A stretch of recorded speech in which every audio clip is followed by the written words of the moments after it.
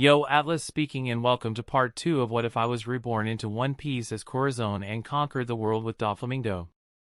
Let the tale begin. Chapter 16. Unlike Garp, however, Sengoku approached each mission with meticulous planning and precision. Just a few months ago, they had nearly cornered Whitebeard. If not for the unpredictable storm that intervened, the legend of Whitebeard would likely have met its end that day. Besieged by Sengoku, Garp, and Tsuru, Whitebeard was unlucky, though I was certain he and his crew must have shipwrecked somewhere after the tempest. Each skirmish served as an opportunity for me to grow stronger. Amidst the chaos, I secretly observed Dragon, always reserved and contemplative. His decision to leave the Marines couldn't have been impulsive, he must have weighed his options carefully. While I was Garp's protege, he maintained a certain distance, offering occasional guidance and words of wisdom. He emphasized the importance of not blindly following orders, even if they came from superiors. Surprisingly, Bogard, typically silent, had warmed up to me, particularly impressed by my swordsmanship skills. I once overheard him boasting to Garp about molding me into an admiral specializing in swordsmanship, recognizing the Marines' need for skilled sword masters at the pinnacle of their ranks. During my time aboard Garp's ship, I witnessed not only the noble ideals upheld by the Marines but also the dark underbelly that lurked within. While Garp strove to maintain integrity and principle among his subordinates, he couldn't ensure the same level of righteousness throughout the entire organization. Instances of corruption and abuse of power were not uncommon, even within the ranks of the Marines. I witnessed Marines abusing their authority for personal gain, accepting bribes from shady individuals, and turning a blind eye to illegal activities in exchange for favors. Some used their positions to intimidate and oppress civilians, instilling fear rather than providing protection. One particularly egregious example involved a high-ranking Marine officer who exploited his authority to engage in human trafficking, turning a blind eye to the suffering of innocent individuals for his own profit. Another instance revealed widespread collusion between Marines and criminal organizations, with officers turning a blind eye to illicit activities in exchange for financial kickbacks. Despite Garp's efforts to instill his sense of justice within the Marines under his command, he couldn't control the actions of every individual within the organization. After the God Valley incident, Garp withdrew from actively promoting his vision of justice among his peers, choosing instead to uphold his principles within his own sphere of influence. Even as opportunities arose for Garp to ascend to the rank of admiral, he repeatedly declined the offer. Despite the vacant spot and the admirals awaiting the appointment of a Marine hero, Garp remained steadfast in his refusal, unwilling to compromise his principles or become entangled in the corruption that plagued the higher echelons of the organization. Over the past year, my family's influence and power have grown at a rapid pace. Despite the constraints of my duties as a Marine, I maintained constant communication with Doffy, ensuring our plans remained hidden from prying eyes. He kept me updated on the family's developments and the addition of new members, some of whom were familiar faces from the original Donquixote crew, such as Senor, Glana, Machvice, and Lao Ji. Under Doffy's command, the Donquixote family had expanded its reach, gaining considerable influence in North Blue. Our new generation weapons had become wildly popular among various customers, further solidifying our position in the underworld. With my knowledge of the One Piece world, I contributed by providing Doffy with a list of names and potential locations of talents that could benefit our family's future endeavors. The recent addition of Wolf from Swallow Island was a significant boost to our research efforts. Additionally, I made a personal contribution to the family by acquiring a mythical Zoan fruit. Utilizing my knowledge from studying the Devil Fruit Encyclopedia, I recognized the fruit's significance and requested it from Garp. Although he believed it was for my own use, I secretly smuggled it back to Doffy with the help of coordinated planning. It took nearly 3 weeks of anxious waiting, but the fruit eventually reached Doffy safely, and Virgo consumed it, enhancing our family's strength. However, my actions did not escape Garp's notice.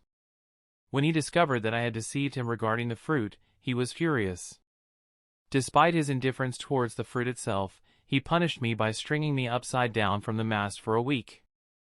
It was a harsh reminder of the consequences of deception, even within the bonds of family loyalty. Within the Marines, I had gained significant notoriety despite Garp's persistent attempts to promote me. Stubbornly, I clung to my rank as a chore boy, much to the confusion of those aboard Garp's ship. They were well aware of my abilities and prowess, leading them to wonder why I remained in such a low position.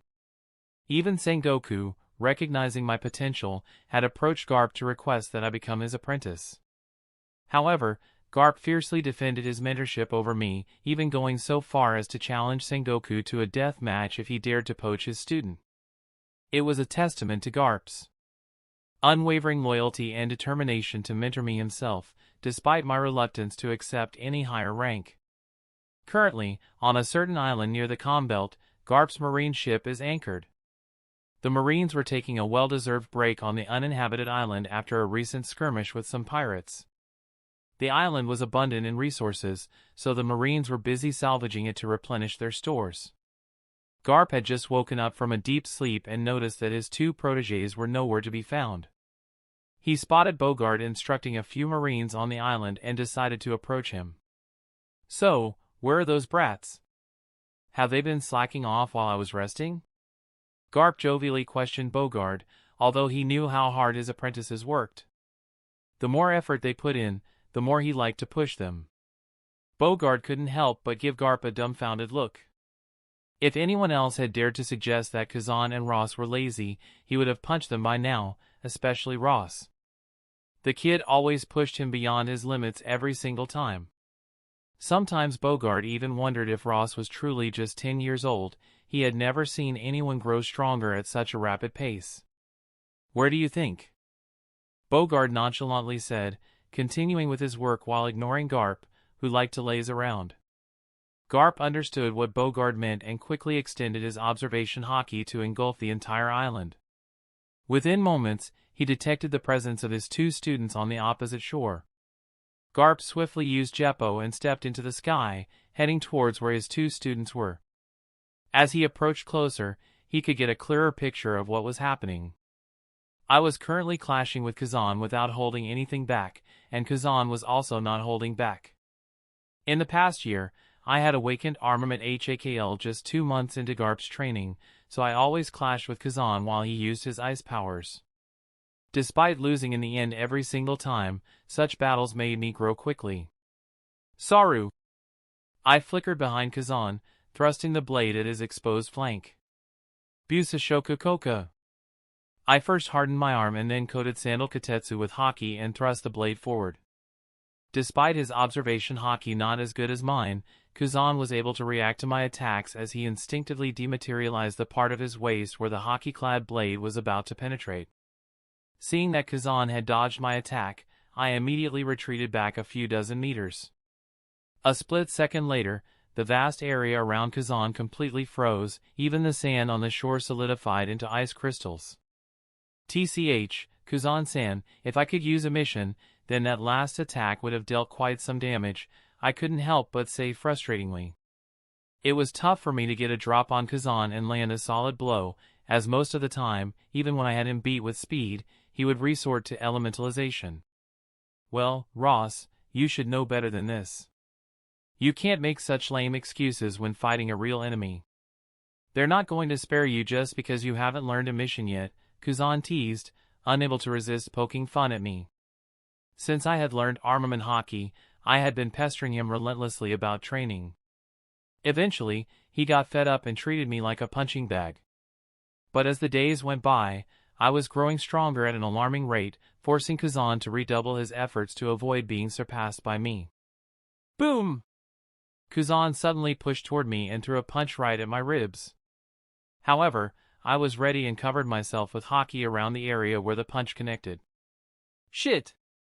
That hurt like hell," I grunted, feeling the impact of Kuzan's punch.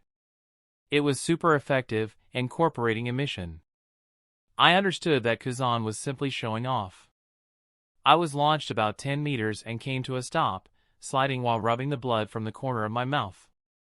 Now, that, my little friend, is a mission.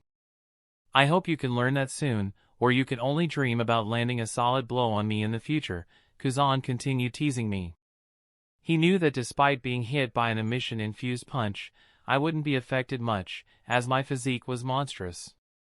My body was already rapidly healing from all the damage I had just received from the last attack. "Show off," I muttered under my breath. I sheathed Kitetsu and, with a quick draw motion, pulled out the blade again, sending a massive flying slash towards Kuzan. He chose to take the attack head-on, hardening both his arms with Haki and crossing them in front of him. As the attacks clashed, the sword attack dispersed, not yielding the intended results.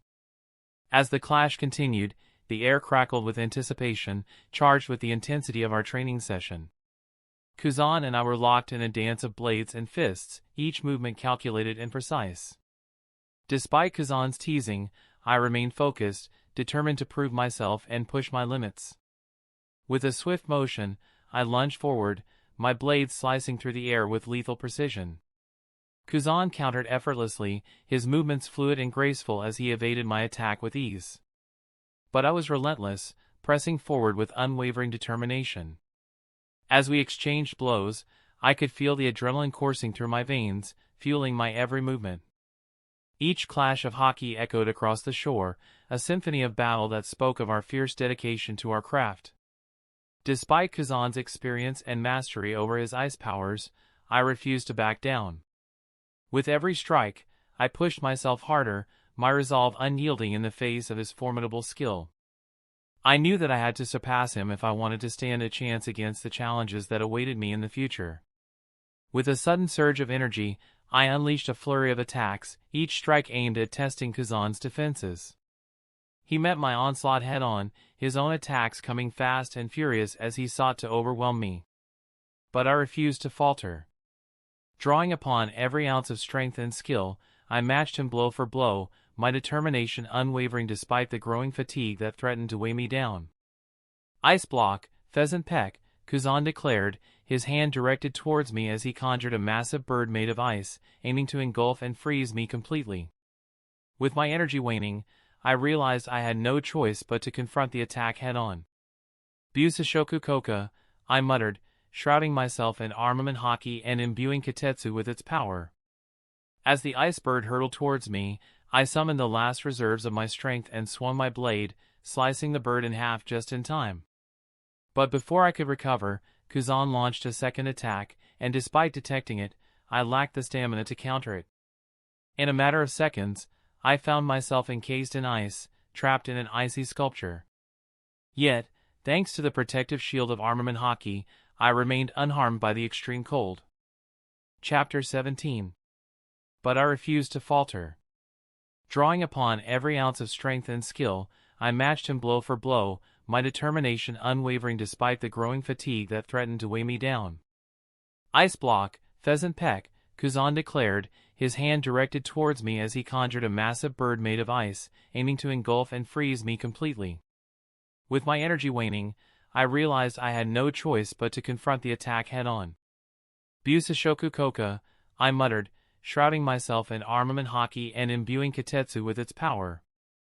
As the ice bird hurtled towards me, I summoned the last reserves of my strength and swung my blade, slicing the bird in half just in time. But before I could recover, Kuzan launched a second attack, and despite detecting it, I lacked the stamina to counter it. In a matter of seconds, I found myself encased in ice, trapped in an icy sculpture. Yet, thanks to the protective shield of armament Haki, I remained unharmed by the extreme cold. "Ha ha ha, it seems like you brats are having fun," Garp's voice boomed as he descended from the sky. I had sensed his presence earlier, observing our sparring session. Garp approached my frozen form and placed his hand on my shoulder, emitting a sudden surge of HAKL that shattered the ice, releasing me from my key prison.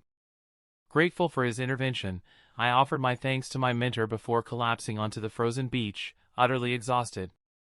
"How many wins is that, Ross? I'm sure you've been keeping count." Kuzan's voice broke through the haze of fatigue as he joined me, taking a seat beside me. Even Garp joined us, settling in the middle as we reflected on the intensity of our training session. "Kuzan-san, mark my words, someday I will knock you down and have a good laugh about it," I muttered in frustration, unable to contain my competitive spirit despite being consistently outmatched by him for over a year. If they had heard my inner thoughts, I was sure they would have given me a good ribbing.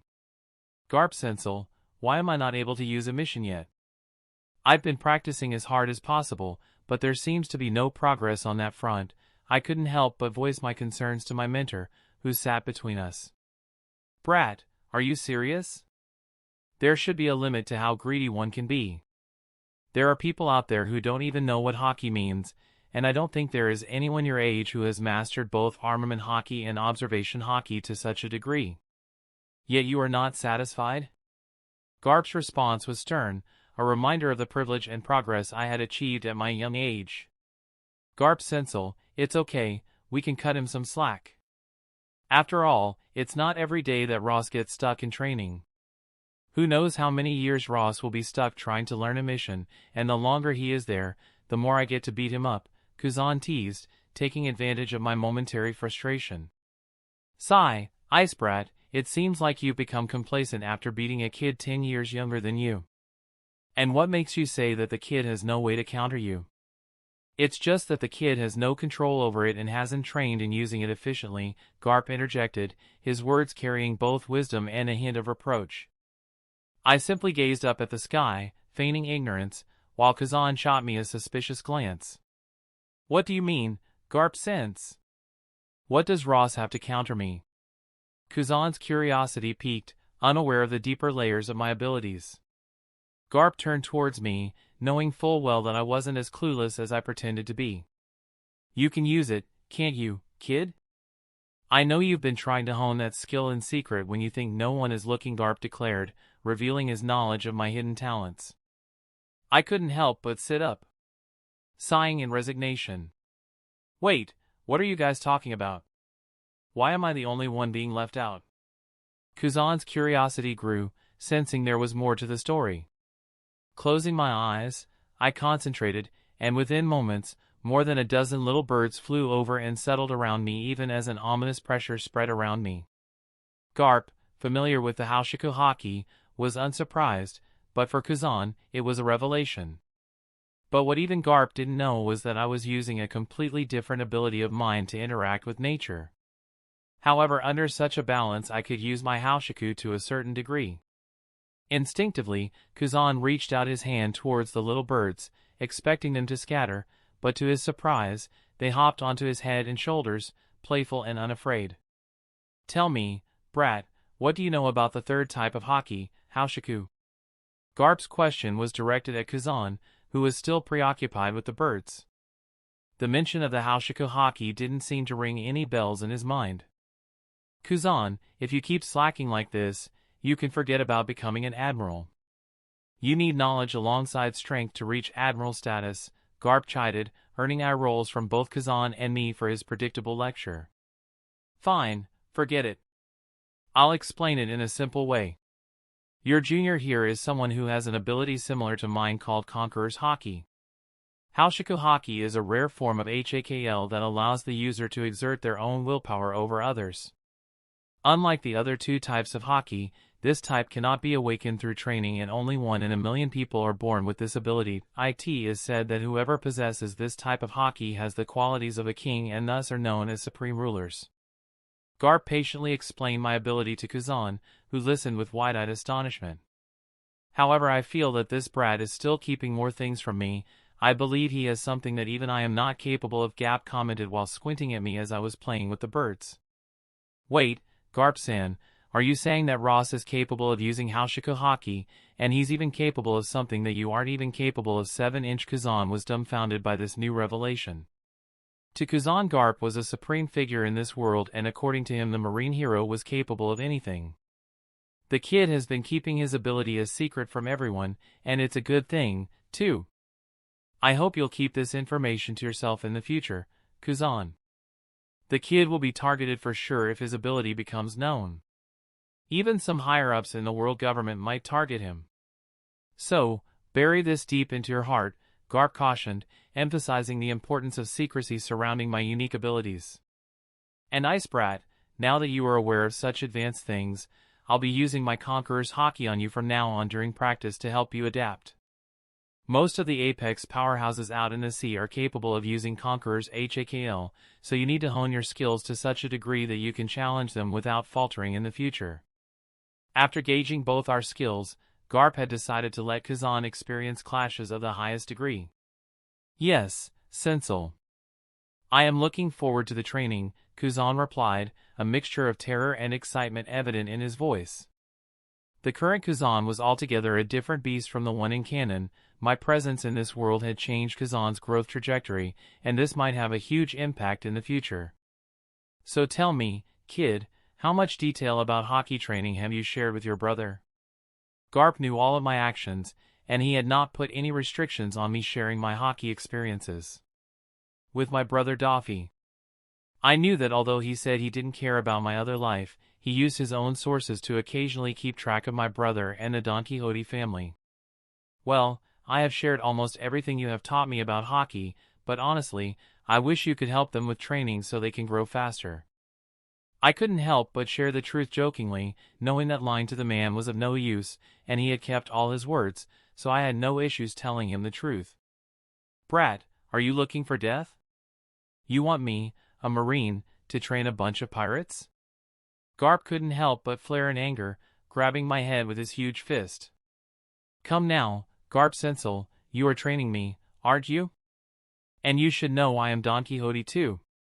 And remember, you are not to go after my family. I couldn't help but jest, trying to lighten the mood.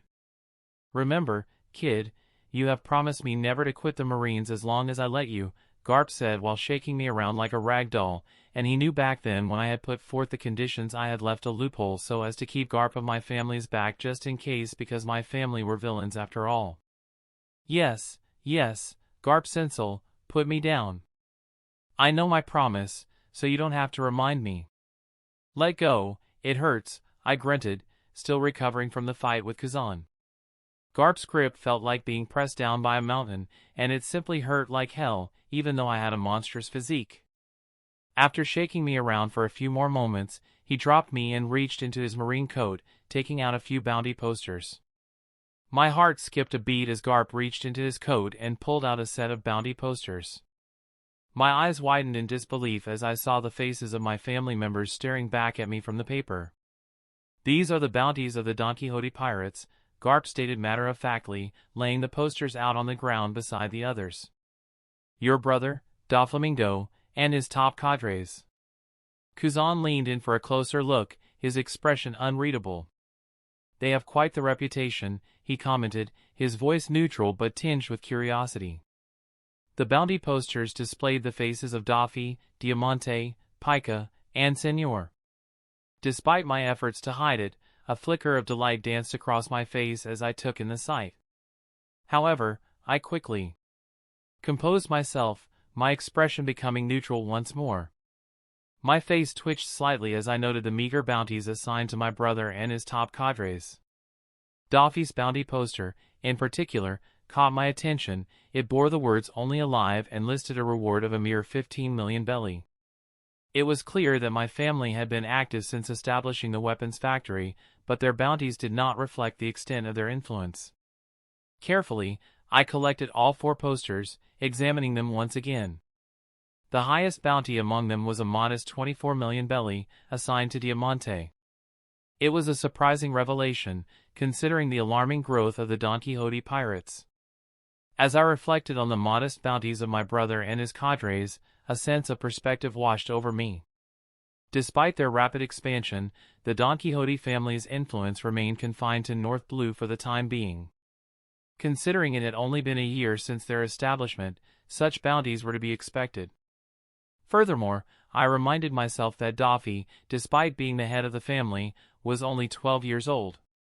His young age likely played a significant role in the relatively low bounties assigned to him and his cohorts. It was a reminder that their journey to infamy was still in its early stages, and much lay ahead in terms of growth and notoriety. Garp Sensei, may I ask why you've brought out these bounty posters? I inquired, wanting to understand his intention behind showing them to me. While I knew he might be trying to look out for me in his own way by informing me about my family, his motives remained unclear. Drop that smirk, kid. I only showed them to you so you understand the path you shouldn't tread, Garp retorted, his tone stern. Both Kuzan and I exchanged knowing looks, amused by Garp's attempt at imparting wisdom. If he truly wanted to dissuade me from following in my family's footsteps, showing me the bounty posters seemed counterintuitive. Chapter 18. Well, it seems like you two have recovered enough. Let's get back to training, Garp declared, abruptly ending the discussion. With that, he rose to his feet, signaling the resumption of our rigorous training regimen. As much as I appreciated his concern, there was no escaping the inevitable challenges that lay ahead. The next morning, I embarked on an underwater training session, drawn by the discovery of a sea king nest that my observation Haki had revealed to me. This finding sparked a bold idea for refining my Haki abilities. It was widely acknowledged that the most effective method to enhance one's armament Haki was to engage in combat with formidable adversaries, particularly those with stronger armament Haki than one's own. However, relying solely on Garp for such training wasn't always feasible. With his duties and occasional lapses into idleness during his free time, I often turned to Dragon, Bogard, or Kuzan for guidance. But the Sea King nest presented an enticing opportunity to hone my skills in an underwater environment. As I swam toward the nest, I continued my training amidst the gentle sway of the ocean currents. My thoughts turned to the topic of devil fruits. I harbored mixed feelings about them. While I wasn't opposed to the idea of consuming one, my standards were exceptionally high. The rumble fruit initially caught my interest, but the uncertainty surrounding its acquisition by my family led me to reconsider. Even if we were able to obtain it, I had decided that it would be best suited for Doffy. The Mara no Mi served as a viable alternative for Doffy if the rumble fruit proved elusive. Instead of placing all my faith in a devil fruit, I opted to focus on honing my skills in Haki and swordsmanship. I refused to become reliant on a single source of strength. Garp had instilled in me the importance of mastering Haki, emphasizing its indispensable role in achieving supremacy in combat. Even if I were to consume a devil fruit in the future, I had no intention of becoming dependent on it. I harbored a theory about myself, a theory that my soul's uniqueness might mitigate the typical drawbacks associated with devil fruit usage. It was a theory I was eager to put to the test. As I pondered my future prospects, a looming presence caught my attention, a massive entity closing in rapidly from the depths. Expanding my observation Haki, I discerned the form of a sea king, jaws agape, intent on swallowing me whole. With swift determination, I unsheathed Kitetsu, feeling the resistance of the water against my blade. But this was the challenge I sought to push myself beyond limits. Aard! With a primal roar, I unleashed a torrential slash, a manifestation of sheer force and swordsmanship. The Sea King, sensing the impending danger, evaded the first strike effortlessly. Anticipating its move, I followed up with a second slash, tearing through flesh and bone, leaving a deep gash in its wake. The beast roared in fury, its eyes blazing red as blood tainted the water. Crimson. Clang. From the depths, a thick, serpentine tail lashed out, aiming to impale me with its bone spike. With steely resolve, I clashed with the incoming strike, halting its momentum with a resounding clash. As the Sea King prepared for its next assault, I made my move. With a resounding battle cry, I executed another attack, channeling all my strength into a devastating blow to push back the spiked tail. Saru! I vanished in a blur of motion, reappearing atop the Sea King's head in an instant. Busashoku, Koka! I shouted, as I infused my blade with armament Haki, enhancing its cutting power. Clad in armament Haki, I descended upon the beast with unwavering determination. With a swift thrust, I aimed for its head, channeling all my strength into the attack. The force of the blow sent a shockwave rippling through the water, leaving a gaping hole in the Sea King's head. Yet, to my surprise, the creature persisted, clinging to life despite its grievous wound. The resilience of these sea beasts was truly remarkable, a testament to their indomitable vitality. As I prepared myself for a follow-up strike, another presence in the water gave me pause. Sensing the arrival of a formidable entity, I quickly reconsidered my strategy and opted to retreat from the now half-dead Sea King. Within moments of my retreat, a colossal maw emerged from the ocean depths, effortlessly tearing through the already wounded creature as if it were nothing more than prey. Expanding my observation HAKL to its fullest extent, I attempted to gauge the full size of the newcomer. If the previous Sea King could be deemed supersized, then this new arrival was simply monstrous.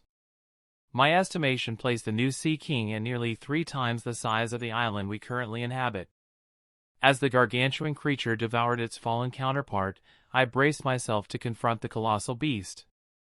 However, to my surprise, after consuming the other Sea King, the massive creature regarded me with a wary gaze.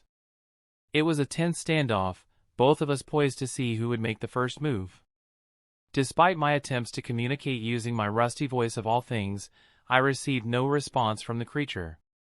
After a few more moments of stalemate, the new Sea King retreated back into the depths of the ocean, leaving me to ponder. Disregarding the earlier encounter, I plunged back into my underwater training, determined to challenge other formidable Sea Kings. With confidence in my abilities, I knew that even if the monstrous Sea King returned, I would confront it and emerge unscathed. For another 6 hours, I navigated the ocean depths, occasionally surfacing for air. In the vicinity, the lifeless bodies of more than a dozen supersized Sea Kings floated, casualties of my rigorous training. The blood from the fallen creatures attracted even more Sea Kings, but I dispatched them with ease. As time passed, the Sea Kings grew wary of the area, sensing my presence and avoiding confrontation. Undeterred, I gathered close to a dozen of the fallen creatures, their varied sizes a testament to the challenges I had faced. Dragging the corpses back to the marine camp, I caused quite a stir among the occupants. A small child clad in a chore boy outfit, hauling numerous super-sized Sea Kings, it was a sight to behold. Yet, in this world, one universal truth held: no one could resist the allure of more meat, especially Sea King meat. "Kid, you sure know how to cause a commotion, don't you?" Dragon sat down next to me, carrying what looked like alcohol and a piece of grilled Sea King meat in his hands. Garp had permitted his subordinates to feast on the Sea Kings that I had brought back, as our stores had already been replenished to full. "Dragon-san, you jest. I was simply out training and ended up bringing back those Sea Kings. If left alone, they would have simply gone to waste," I replied, tearing off a piece of the Sea King meat and chewing thoughtfully. "It has been more than a year, so what do you think?" Dragon questioned me, his gaze probing. Though I understood his question, I feigned ignorance, allowing him to elaborate. "I mean about the Marines. I know that you have set a condition with my father, that if he ever falters from the justice in his heart, he will let you go. Tell me, why are you so sure that it will happen?" "Honestly, I have not seen anyone who holds justice with as much regard as my father. Maybe Zephyr Sensel may be the only exception." "So, what makes you so confident?" Dragon and I often engaged in discussions about the Marines and the world government, recognizing my maturity beyond my years. Setting down the meat, I gazed at the sky. "My opinion has always been the same, Dragon-san. As long as the Marines follow the current world government, they will be nothing more than a dignified pirate organization on the largest scale. They are simply the world government's dogs. Like it or not, that's the truth. Don't you think such an estimation is a bit harsh? I understand that the Marines have their flaws, but we represent justice.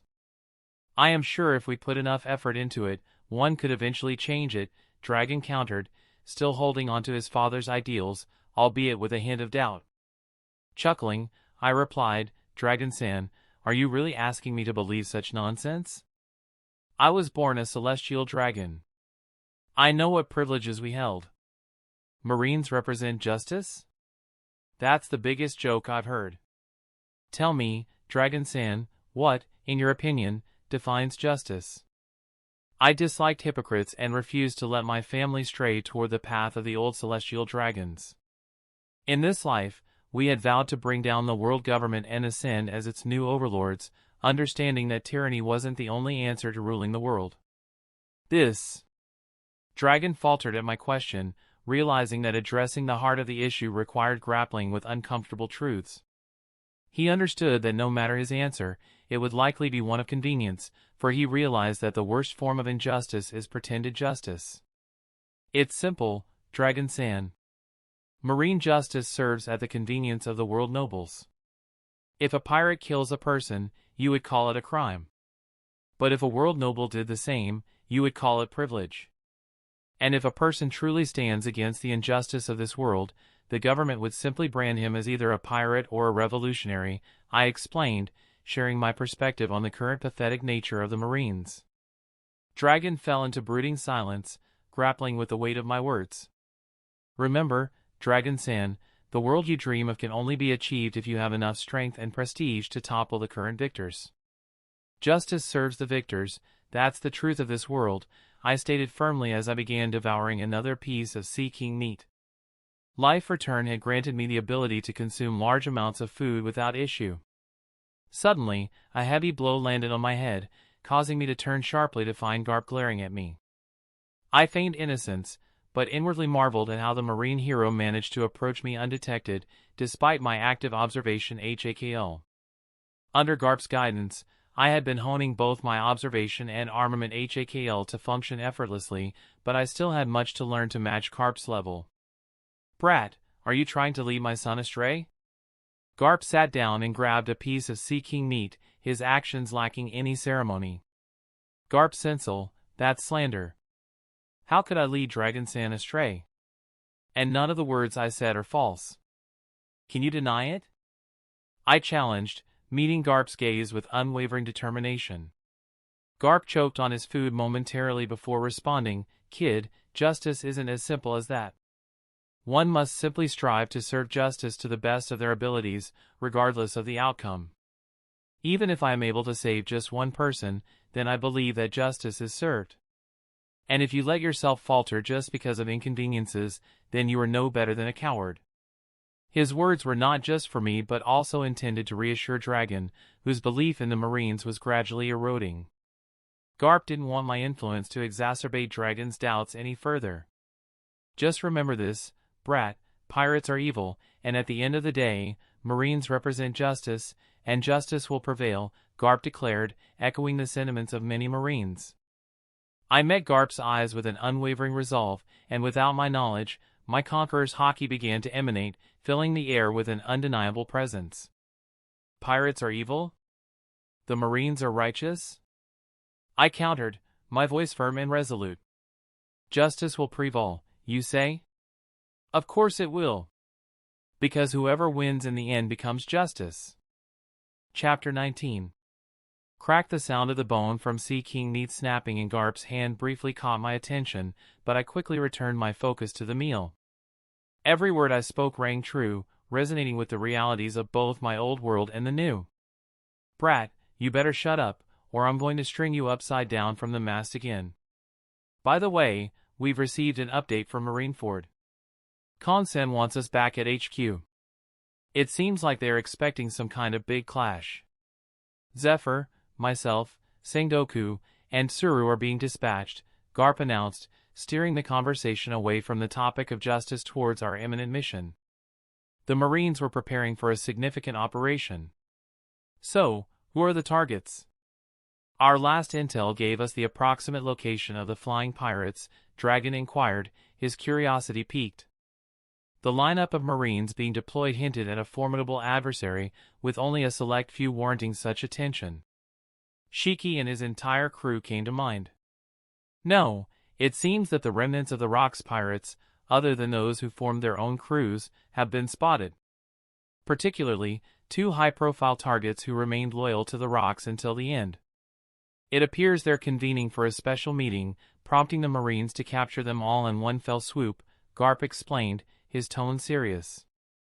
Memories of the incident at God Valley lingered, shaping his understanding of the situation. While I possessed some knowledge about God Valley from the canon, much remained shrouded in mystery. Say, Garp Sensel, may I know the source of this intel? The Rocks pirates, especially those who've remained hidden for years, suddenly being discovered and the Marines mobilizing such a significant force, it's suspicious, don't you think?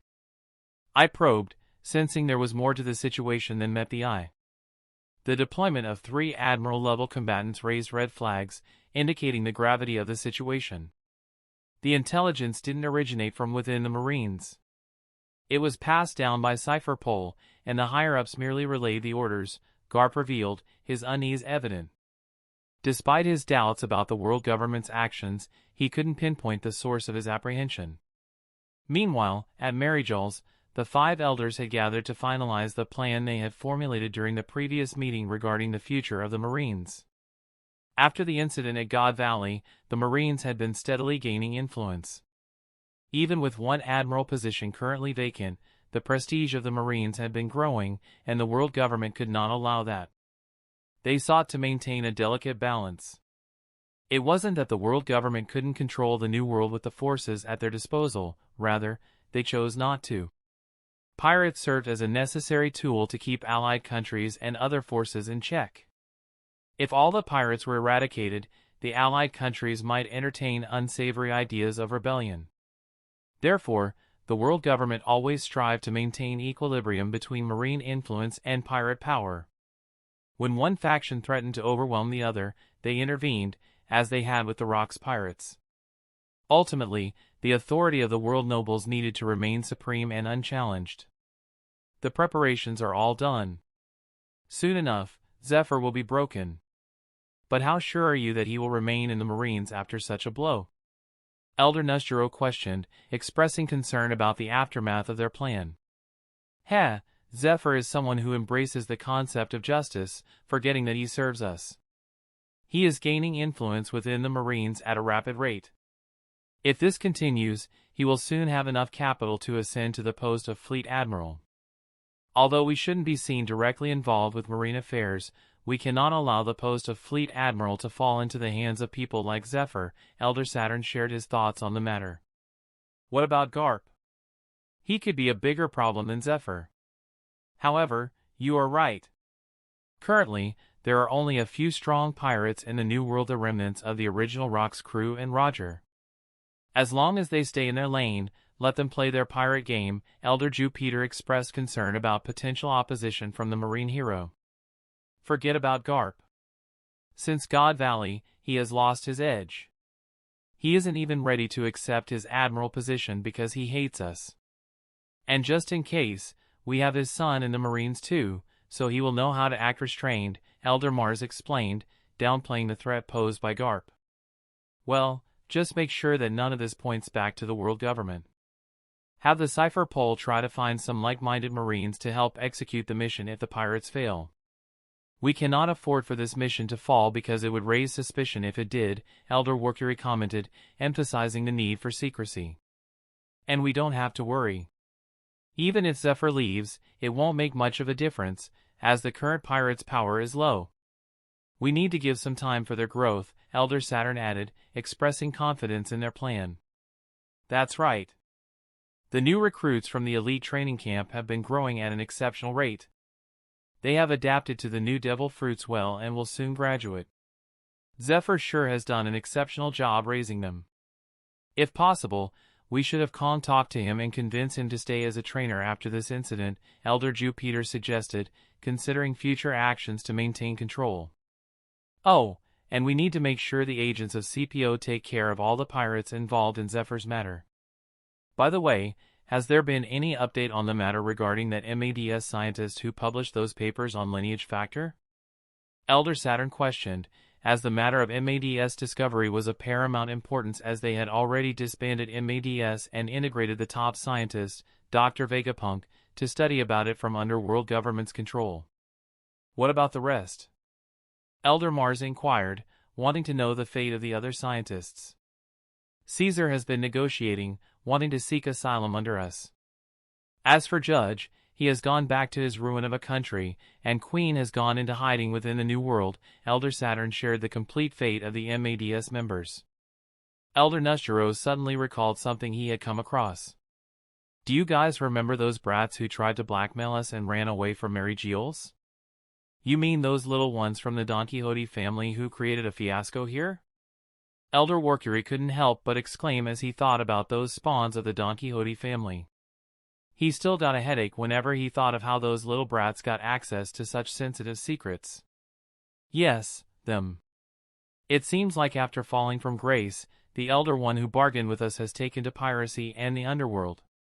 Surprisingly, their little group seems to have grown significantly within the past year and gained enough influence to stand on their own within North Blue. I have asked the Marines to set up a special bounty for the kid, Elder Nustro shared. Since the day he met those kids, they had left a strong impression on Nustro, so he had been keeping an eye on the Donquixote duo. TCH, it's just the North Blue. What's so great about that? If the blood of a celestial dragon couldn't achieve this much, then it would really be a shame. Elder Workuri didn't share as much concern as Nustro. To him, they were just little brats. What about the other brat, the little one, the one who carries the slave mark on his back? Elder Saturn questioned. Originally, the Donquixote family wanted to appeal to retrieve the kid because he was branded, but then an order from the elders put a stop to such requests. That's the interesting part.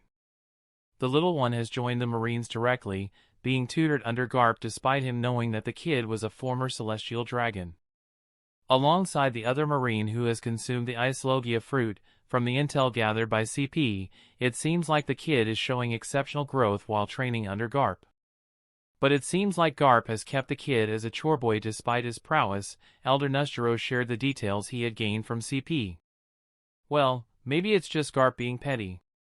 You know, he might be taking pleasure while ordering around an ex-celestial dragon, and maybe that is also the reason for the kid still being a chore boy. Or maybe it's just the kid's age. But it's a good thing, right? In the future, we can just pit the two kids against each other, shared Elder Workuri. In that case, let's send an order to promote the kid directly to a commissioned officer. Despite his current status, he was a former celestial dragon, so we can't have Garp insulting one of our own. And also, maybe we can have the Cypher Pole approach the kid and offer him a spot. Maybe we can nurture him to be our loyal dog if he shows enough talent, Elder Nustro declared, trying to make the best use of the available talents despite throwing them away earlier. A large marine warship was in transit at the Red Port, crossing the Red Line near Mary Geels from the New World side towards the Paradise side of the Grand Line, where the Marine headquarters, Marineford, lay. It had been a week since Garp and his marine warship departed in the direction of Marineford. Ha ha ha, kid, you said you wouldn't accept any form of promotion, right? Look here, the order came all the way from the top. It seems like you will be a lieutenant from today on. No wonder you told me that you didn't need any promotion. From the lowest rungs of infantry all the way to a commissioned officer in a year. This sure has to be some sort of record. Garp laughed heartily as I was handed my new uniform. My expression soured at this news because my promotion felt forced upon me, with no regard for whether I agreed or not. I had no accompanying duties along with my title, like other commissioned officers. I could simply enjoy my privilege without doing any work. I felt a bit bitter because those elders had bestowed upon me a position that I did not want. This was them simply overreaching, but I knew the current me had no way to refute it. I had to stay under Garp's protection until I was strong enough. Blatantly insulting the elders' orders might draw their attention to Doflamingo, which I could not afford. So, I grudgingly accepted my new custom-made Butanic uniform from Bogard. The journey from Redport to Marineford was short, as Marineford sat right next to Mary Geels and Sabaody. As the marine warship docked onto the designated area in Marineford, I spotted a few figures waiting to welcome Garp. From my memory, it had been a year since Garp came back to Marineford. It was around the time I had joined the Marines, and after that, Garp had been busy actively hunting Roger and other high-value pirates all year round. Most of them were figures that I had met previously. The only one that I had yet to meet was Zephyr. In his early 40s, he was a man who became an admiral at the age of 38, joining the Marines at a tender age of 14.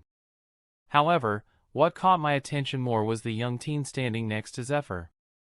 It was none other than Virgo, my dear friend and one of my brother's most loyal subordinates.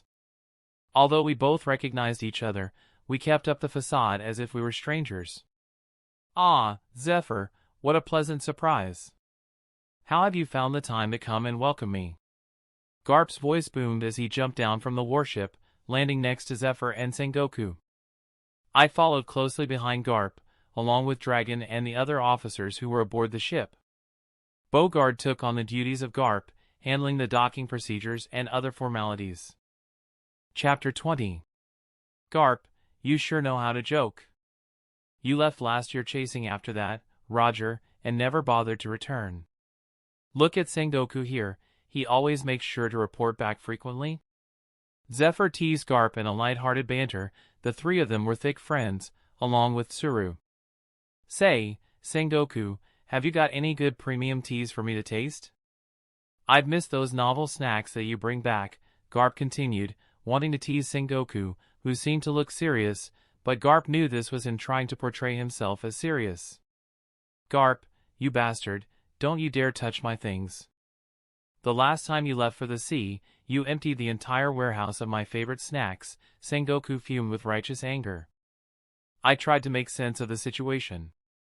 3 admiral-level figures were discussing snacks. I couldn't help but sigh. Zephyr, who was catching up with the others, noticed my gaze and turned towards me. So, Garp, is this the new kid that you have taken under your wing?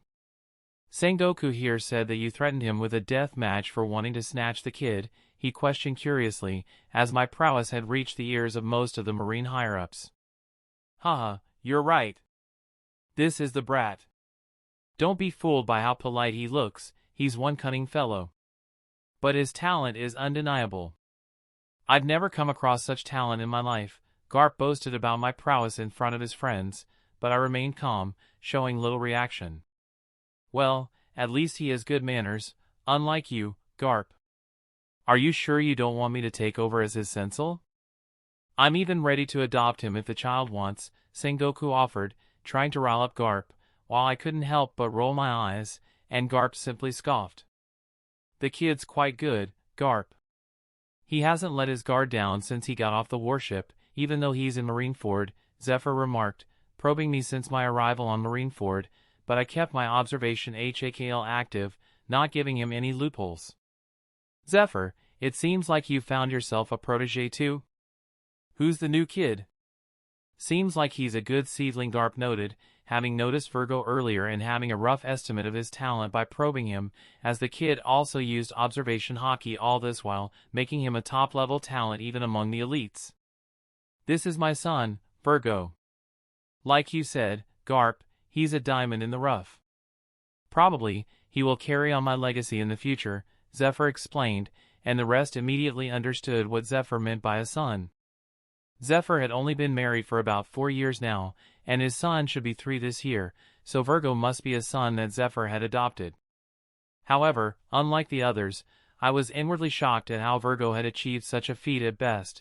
Virgo had only left the Donquixote family 3 months ago, after consuming the mythical Zoan that I had sent back. But now Zephyr was saying that he had taken Virgo in as his adopted son. In the whole family, only Doffy and I knew that Virgo was assigned such a covert task. Even the other cadres had no idea about it. Virgo's mission seemed simple, but it was also a huge task that lay ahead of him. Unlike in the canon, I didn't want Virgo to be a simple spy.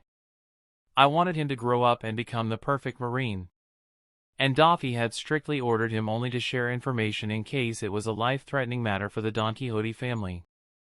Also, under my insistence, Doffy had ordered Virgo to achieve the feat of becoming the next Marine hero. Virgo was my linchpin in getting the Marines under our control in the future. Although Virgo had only been with the family for a year, his loyalty to Doffy was absolute, and he didn't think twice after being assigned such a perilous task. He gratefully accepted it. After a few minutes of catching up, Zephyr led the others towards the elite training camp, which had grown popular in recent years.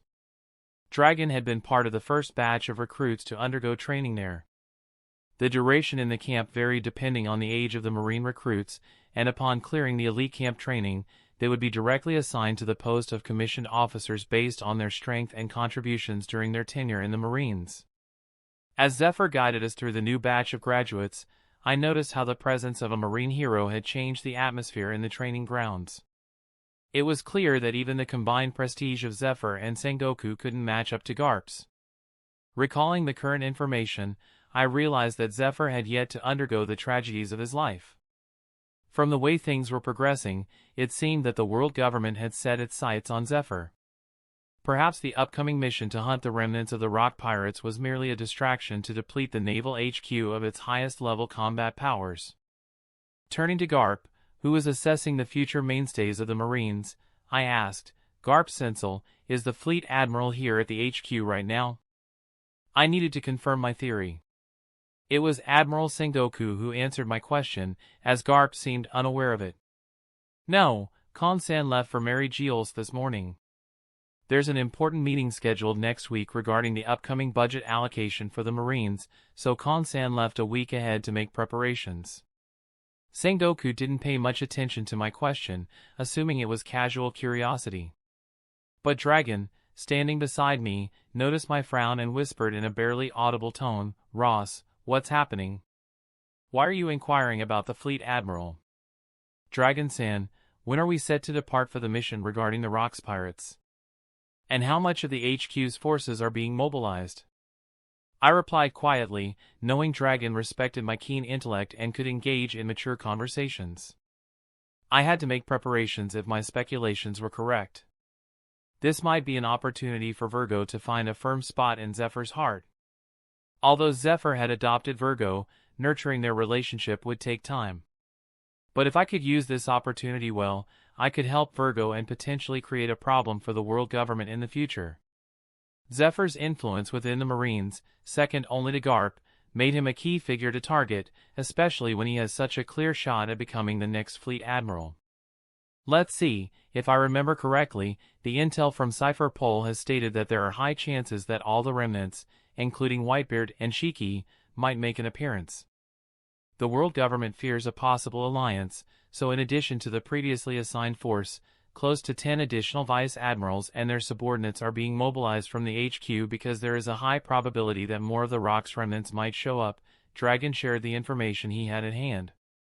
Normally, these matters should be dealt with by Garp, but he always pushed aside his paperwork for Bogard or Dragon.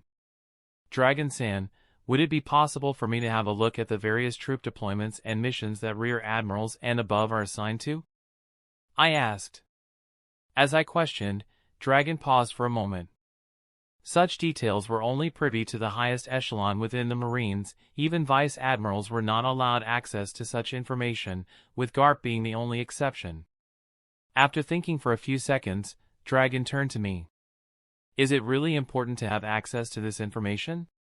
His tone was mixed with confusion, but he realized that I wouldn't ask for such sensitive information if it wasn't important.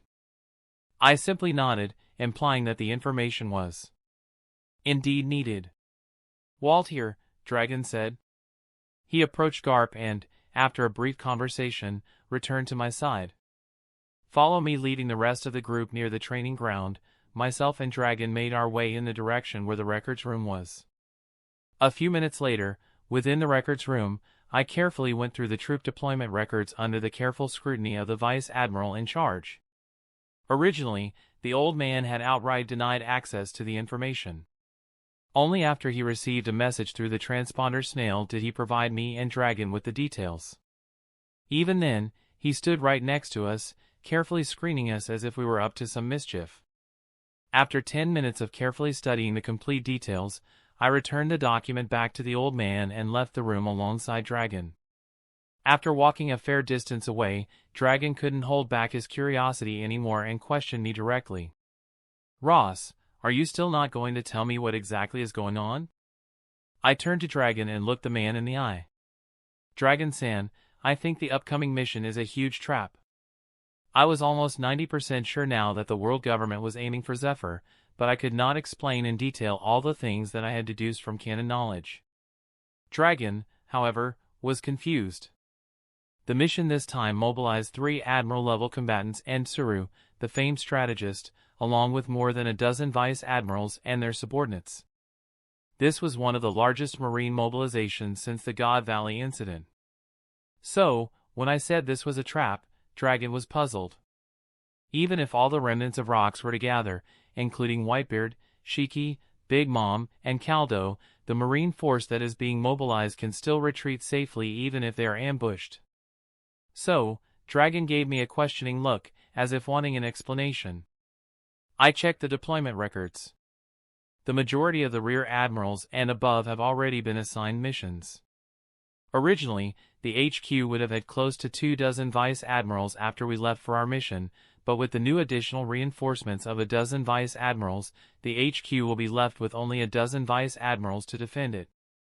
And from what I have checked, all these vice admirals are veterans who are way past their prime, and a few new ones who have recently been promoted. None can be said to have exceptional strength, I continued, and Dragon felt an ominous feeling as he realized what I was insinuating. Are you saying that the world government is colluding with the pirates and targeting the Marines, planning to attack Marineford while most of its forces are away? Dragon was completely in disbelief. He knew that the world government had its flaws, but he never realized that it could stoop to such low levels. Marines were subordinate to the world government, so he was puzzled by the need for such shameless actions. You are mistaken, Dragon-san. The world government is not colluding. I'm sure the pirates planning to attack Marineford are simply lapdogs working under the world government. I am sure they will be dealt with once their usefulness runs its course. I had a rough idea of how the world government worked. If they wanted to appear righteous, their first go-to option would be the Marines. However, if they wanted to keep their hands clean in some sort of conspiracy, they always sought pirates or third parties who could be swayed by promises of wealth and power, only to dispatch them off later once the job was done. The Cypher Pole was the only organization they trusted because every single one of its members was brainwashed to be loyal, and anyone who went astray was immediately eliminated. The next morning, the Marines assigned to the Rocks Pirates mission departed. Close to more than 12 Marine warships were mobilized for this particular mission, marking the single largest deployment since the incident at God's Valley. Leading the mission was Admiral Sengoku, accompanied by the Marine hero Garp, Admiral Zephyr, and Tsuru. As the warships set sail towards the New World, where the remnants of the Rocks Pirates were gathering, anticipation and tension filled the air. Chapter 21.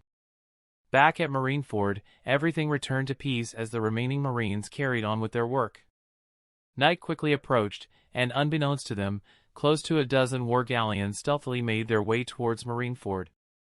The pirate fleet skillfully navigated through, avoiding the patrol ships of the Marines as if they were aware of the patrol routes, halting their smooth progress towards Marineford. In the town adjoining Marineford, where all the families of Marine officers stationed at the HQ resided, on the outskirts of the town lay a large plot covered by nature, which was the current residence of Admiral Zephyr. Despite being an admiral, the plot assigned to him was quite large, but the house where Zephyr resided was modest. Inside the house, one could hear the sound of laughter as a small child, about 3 years old, chased a young teen who had a piece of steak stuck to his chin. Zephyr's wife, a woman in her 30s, cherished the moment with a smile on her face. The young teen was their newly adopted son. Their own son had quickly taken a liking to the elder boy in the couple of months since they had adopted him. Though the young boy seemed a bit rigid, he was always diligent and even helped around with house chores. The child expressed his desire to join the Marines, but Zephyr had asked him to wait so he could have a proper foundation before joining the elite training class. In the past 2 months, she had come to accept the young boy as one of her own. Boom! The initial explosion echoed like thunder through the tranquil air of Marineford, shattering the peace and signaling the beginning of chaos. It was swiftly followed by a series of deafening blasts that reverberated across the entire headquarters, rattling windows and shaking the very ground upon which it stood. The warning bells, previously silent and serene, now clanged with urgency, their piercing sound cutting through the night like a clarion call to arms. Inside the Marineford headquarters, the atmosphere shifted from one of tranquility to one of frenzied activity in a matter of seconds. Marines on duty sprang into action, their training kicking in as they scrambled to assess the situation and respond to the sudden threat. In the central command room, officers huddled over control panels, their faces illuminated by the harsh glow of flashing lights as they worked furiously to coordinate a response. Communication lines crackled with urgency as distress signals were sent out, calling for reinforcements from neighboring bases. Outside, chaos erupted as the invading pirate fleet made landfall, their ships crashing against the rocky shore with thunderous force. Swarms of pirates spilled forth, armed to the teeth and ready for battle. They descended upon the marine defenders like a tidal wave, their ferocious onslaught leading destruction in its wake. Amidst the chaos, shouts and cries filled the air as marines clashed with pirates in a desperate struggle for control. The acrid scent of smoke and gunpowder mingled with the salty tang of sea air, creating a heady mix that hung heavy over the battlefield. As chaos unfolded, Virgo led Zephyr's wife and son carefully through the back alleys of the town, guiding them towards the center of the HQ, where the central fortress was being reinforced by the remaining marine forces. The bombardments were concentrated heavily on the town side, where the families of the marines resided. Those who survived the onslaught scrambled towards the main fortress, seeking refuge amidst the chaos.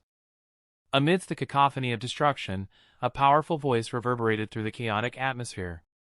"Zephyr, you bastard! Come out and face me like a man." Amidst the chaos and destruction, a hulking figure emerged from the shadows, towering over the surrounding devastation like a colossus of death. It was Captain Darius Bloodskull, a name feared throughout the seas, leader of the infamous Bloodskull pirates, with an active bounty of 1,186,500,000 belly. Standing at a staggering height of over 5 meters, he commanded the attention of all who beheld him. His imposing presence struck fear into the hearts of even the bravest souls, and his very name sent shivers down the spines of those who dared to oppose him. Captain Bloodskull's muscular frame was adorned with scars, each one a testament to the countless battles he had fought and emerged victorious from. With a cruel sneer etched upon his rugged features, he moved through the chaos with an air of merciless determination. His massive blade cleaved through the ranks of marines with ruthless efficiency. Despite his immense size, he moved with a surprising grace, his movements fluid and precise as he dispatched anyone who dared to challenge him. With each step he took, Captain Bloodskull left a trail of destruction in his wake, his fury unleashed upon all who dared to oppose him. The air crackled with electricity as he unleashed the power of his Logia-type devil fruit, the Zuma Zuma no Imai, transforming his body into a living storm of plasma. As he advanced towards the heart of Marineford, his eyes burned with a fierce determination, his gaze fixed upon his ultimate prize, Admiral Zephyr's family. He held a deep grudge against the Admiral, stemming from a previous encounter where Zephyr had bested him in combat. If it weren't for a stroke of luck, he would have found himself locked away and impelled down. When members of Cypher Pol approached him with a proposal for revenge, he eagerly accepted, knowing that today he would finally repay the resentment in his heart by taking the lives of Zephyr's loved ones within the very heart of Marineford itself. Darius spotted a rear admiral who had just cut down one of his subordinates as he moved in the direction of the HQ. He didn't need to go searching for Zephyr's family, the Cypher Pol had promised to share their location once it was confirmed.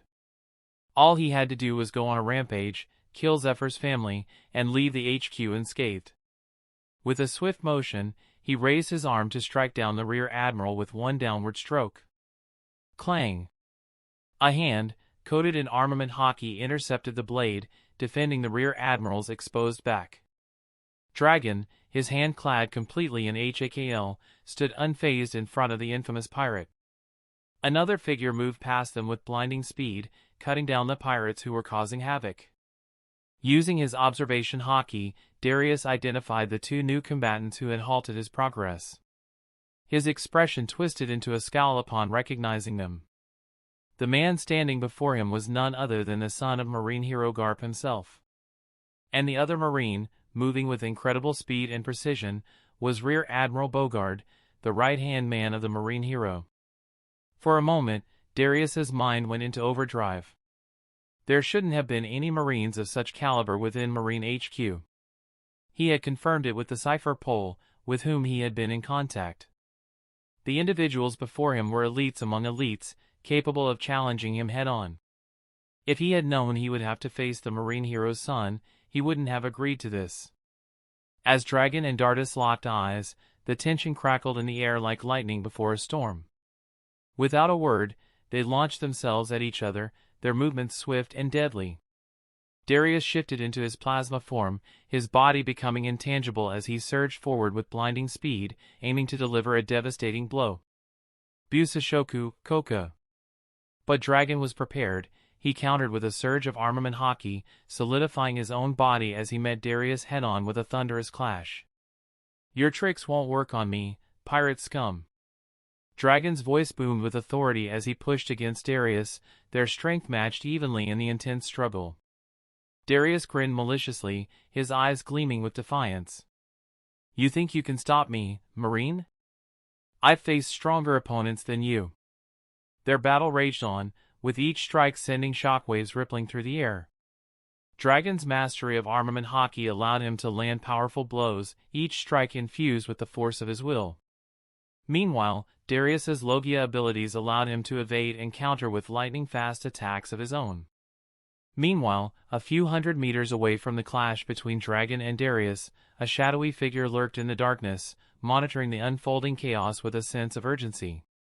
This figure was an agent of Cypher Pol Aegis Zero, specializing in infiltration and reconnaissance. His Paramecta-type Devil Fruit granted him the ability to remain undetected unless faced with a formidable master of observation Hakl. Now, he found himself facing an unforeseen complication with the arrival of Dragon and Bogard. Quickly retreating a transponder snail, the agent made a swift call to execute the secondary plan. "We have a change of plans," he reported, his voice laced with urgency. "Proceed with the elimination of Zephyr's family. Leave no witnesses behind. I will notify the other party to act immediately. Time is of the essence. Rear Admirals Dragon and Bogart are currently engaged with Bloodskull and his crew on Marineford. We cannot afford to let this opportunity slip away. Complete the mission swiftly before the chaos settles down." This lone CPO agent understood the gravity of the situation. With only one chance to succeed, he braced himself for the challenges ahead, knowing that failure was not an option. The CPO agent swiftly relayed his command. Normally, he would have had additional CPO members for support, but this was a sensitive mission. Therefore, only a single CPO agent was dispatched. In the event of exposure, he could be swiftly eliminated and branded a traitor to avoid any compromise with the mission. Virgo, someone who had survived the slums of North Blue, was well-versed in navigating chaos. His life experiences are currently aiding him in safely escorting Zephyr's wife and child. He wasn't acting out of righteousness. For him, this was simply young Master Ross's orders. If there was one person who held equal prestige in Virgo's heart as Master Doffy, it was Ross. So when Ross and Doffy asked him to become the perfect Marine for the future of the Donquixote family, he readily agreed without a second thought. Virgo also knew that Ross had taken a huge risk in smuggling the mythical Zoan fruit just because Virgo had insisted on consuming one. Virgo had a liking for the unbound vitality trait that came with mythical Zoan fruits, and he had requested a mythical Zoan, believing it to be unattainable. However, Ross selflessly provided the devil fruit just because Virgo had asked for it. Sure gone. Virgo, lost in thought about recent events, detected a sudden incoming attack aimed at Zephyr's wife, intended to kill her with a single strike. Reacting swiftly, he employed armament hardening, a skill he had learned from the notes that Ross had sent the Donquixote family. The materials they received were top-notch, as the knowledge was extracted from Garp. During their training, it was quickly identified that Virgo had a high affinity for armament Haki compared to observation Haki. The attack aimed at the woman's heart was deflected by Virgo's interception, but the force of the strike sent him crashing into a nearby wall. "Virgo," the woman screamed. "TCH, kid, you sure are troublesome, such a waste of talent." A man dressed in a Marine Rear Admiral uniform now smirked creepily at Zephyr's wife, who was holding her son protectively. You're a Marine. Why are you doing this?" Zephyr's wife couldn't help but ask in shock, realizing their assailant was not a pirate but a Marine officer. "Sorry, Mississippi orders from above.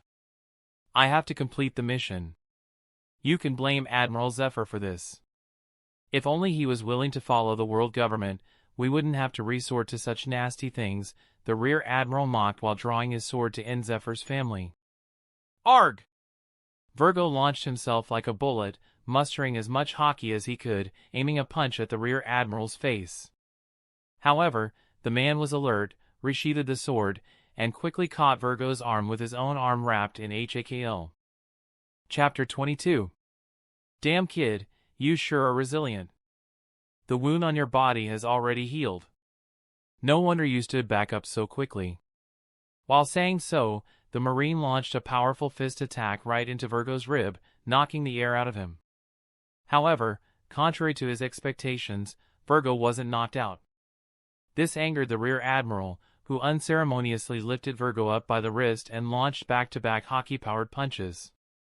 One could hear bones cracking and flesh tearing with every punch. Virgo's mouth was now drenched with blood, but he remained conscious. He weakly swung his fist, connecting with the man's face.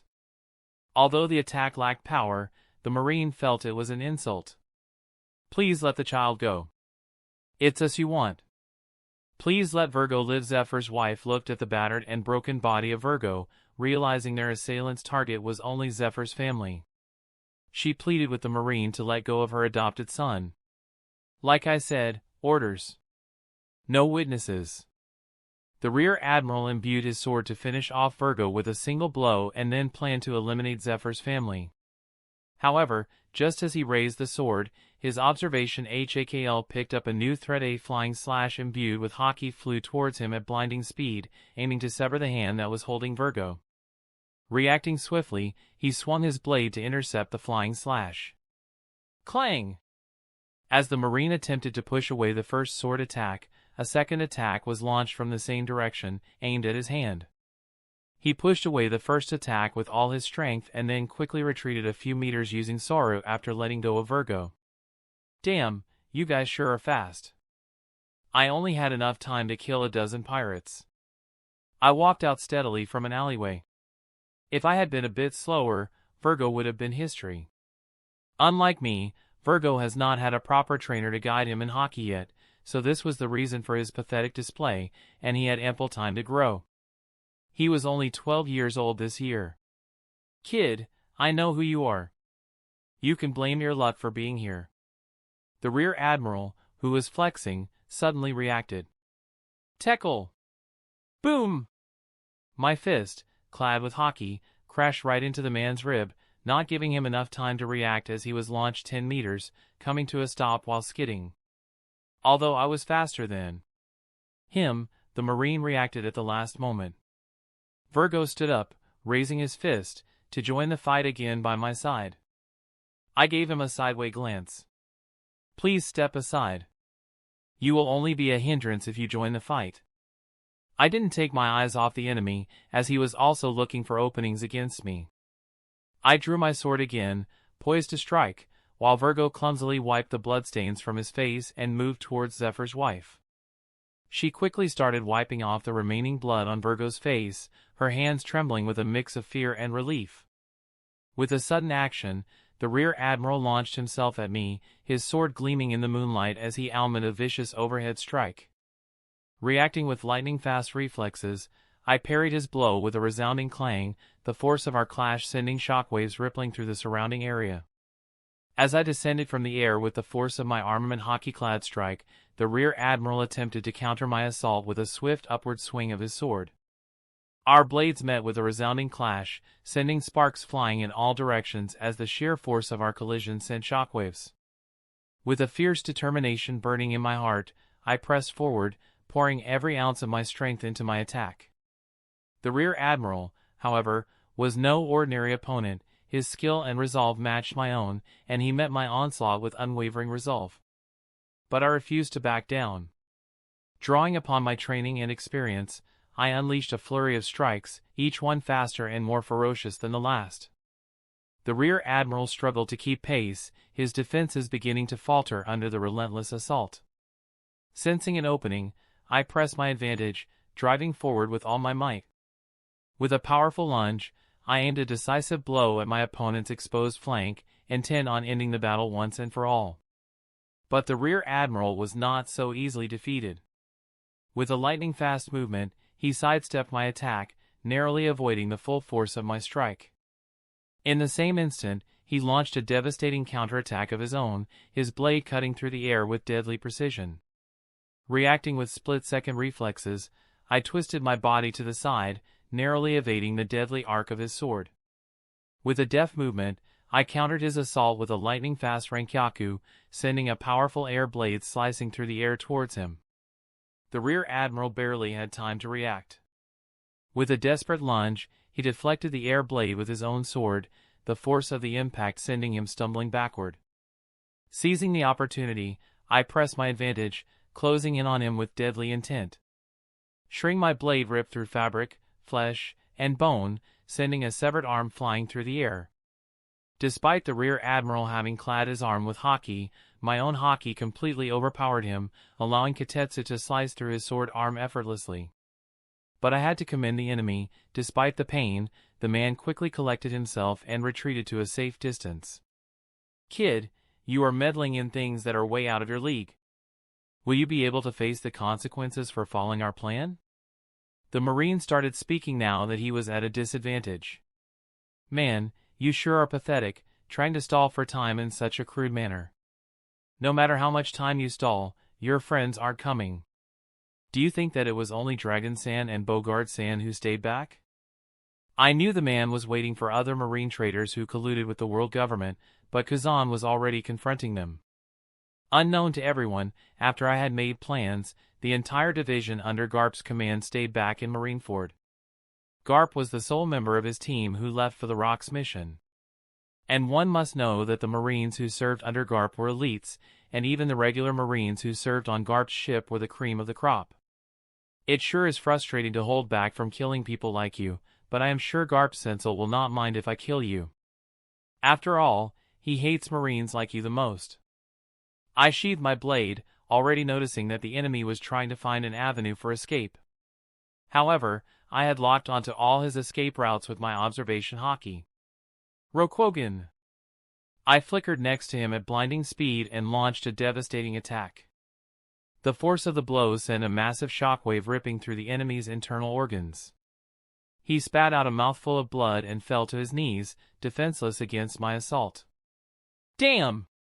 It sure is oddly satisfying when you pummel someone with your own fists, but then I guess I prefer swords over fists," I murmured to myself as I picked up the fallen enemy. Although I was only 10, I was tall for my age, just like Doffy. Boom! Boom! Boom! I repeatedly started punching the now defeated Marine, just so I could vent. I had been holding myself back for a long time since joining under Garp, and punching this man felt oddly satisfying. My life in the Mafia had etched a few things right into my soul, and tormenting my enemies was something I had to do from time to feel refreshed. Zephyr's wife, witnessing this gruesome scene, didn't make a sound. She was a practical woman who understood that, if not for my timely arrival, she would have lost everything. She did not have an ounce of mercy for her enemy now. Virgo walked next to me and stood by my side as I repeatedly punched the man in front of me. The man was already dead, his skull was completely smashed and caved in. But I still kept punching, maybe because I had seen Virgo near death and something snapped in me, and Virgo is family. I paused and quickly whispered to Virgo, who immediately clad his back with armament Haki and jumped in front of Zephyr's family. Just then, an almost invisible Rankyaku sliced through his back, leaving a gaping wound that exposed Virgo's back right down to his spine.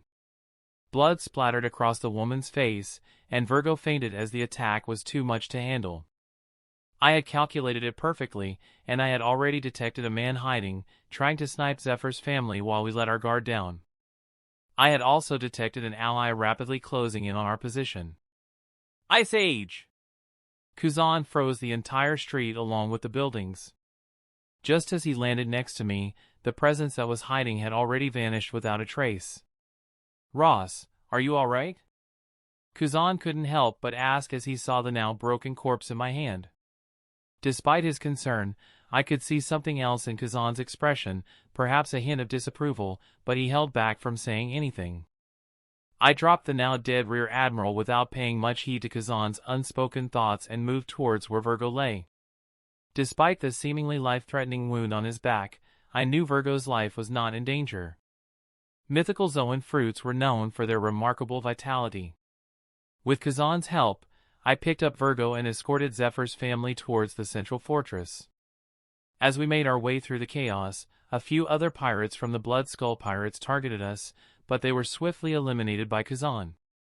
It had been more than 3 hours since the attack on Marineford began, and it was close to midnight. Through the darkness, one could see about half a dozen marine ships quickly approaching Marineford. These were the temporary reinforcements that Kong had mobilized to support Marineford. Originally, he had intended to mobilize troops from Mary Giles, but orders from the elders required Kong to remain there, considering the possibility of an attack on Mary Giles itself. Hence, he had to reach out to Sabaody to send reinforcements. At the site where Dragon and Darius clashed, everything lay in ruins. The aftermath revealed the devastating extent of their battle, with a part of Marineford completely destroyed due to the epic clash. In the center of the largest crater, amidst the rubble and debris, Dragon stood tall, bruised, and battered, his chest heaving with exertion and his rear admiral uniform now in tatters, exposing his upper body completely. Before him lay Darius, broken and gasping for breath with a large fist-sized hole in his chest, his once formidable aura now diminished to a mere flicker.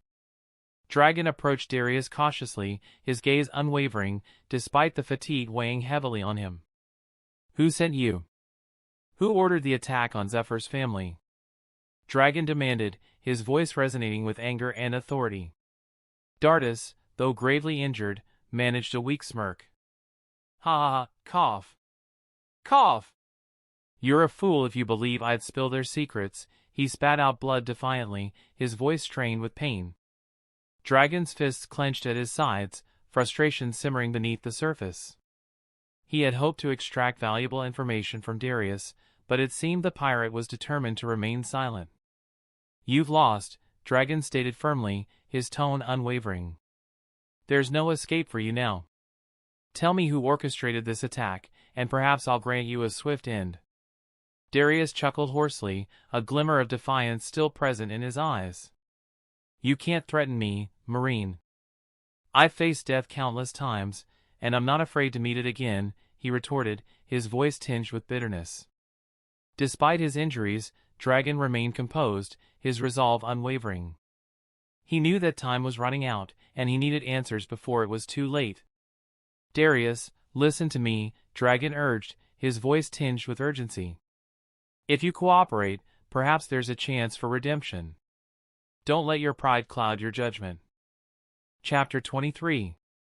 Darius's expression softened momentarily, a flicker of doubt crossing his features. But then, with a defiant glare, he shook his head. "I've made my choice," he rasped, his voice barely above a whisper. "Teal take my secrets to the grave." With those final words, Darius's body went limp, his breathing slowing until it ceased altogether.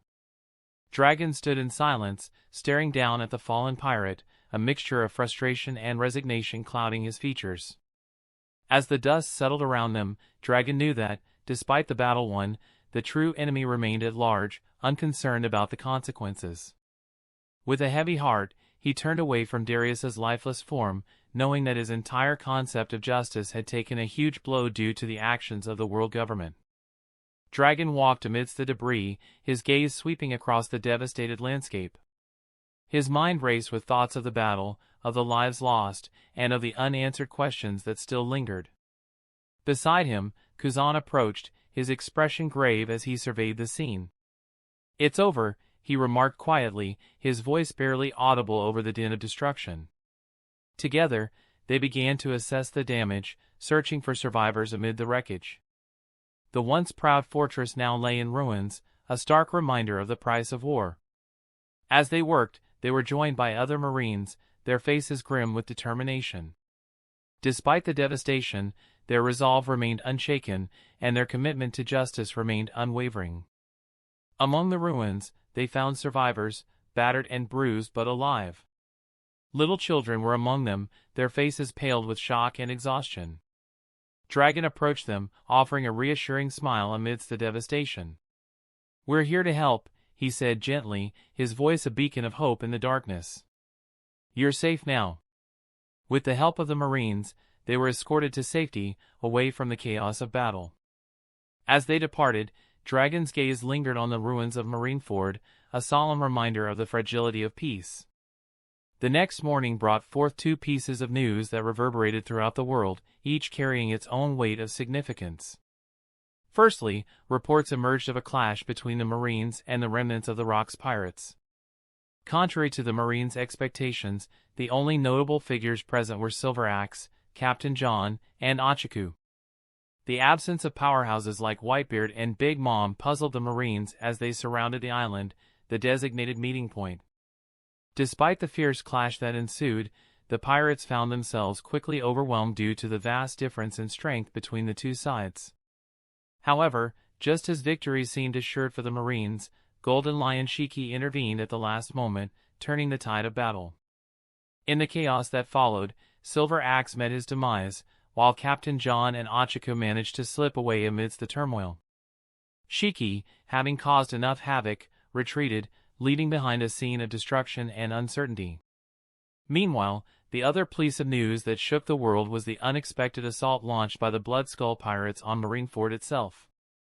Despite the vigilance of the Marine HQ's patrolling ships and defenses, the pirate fleet managed to sneak up on the stronghold, catching the Marines off guard. The ensuing clash wrought havoc upon Marineford, with parts of the stronghold suffering significant damage.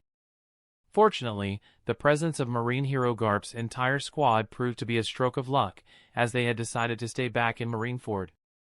Their presence became a pivotal factor in defending the HQ against the onslaught of the Bloodskull pirates, preventing even greater loss of life, especially among the Marine families who were targeted by the invaders. The assault on Marineford served as a stark reminder of the ever-present threat posed by the pirate factions, even to the heart of Marine power. In the hallowed halls of Mary Geos, the five elders convened to discuss the recent debacle involving Cypher Paul. Elder Jew Peter's voice resonated with frustration as he rebuked the agents for their egregious oversight. How could Cypher Paul possibly overlook an entire division, especially one under the direct command of Garp himself? Such incompetence is unfathomable.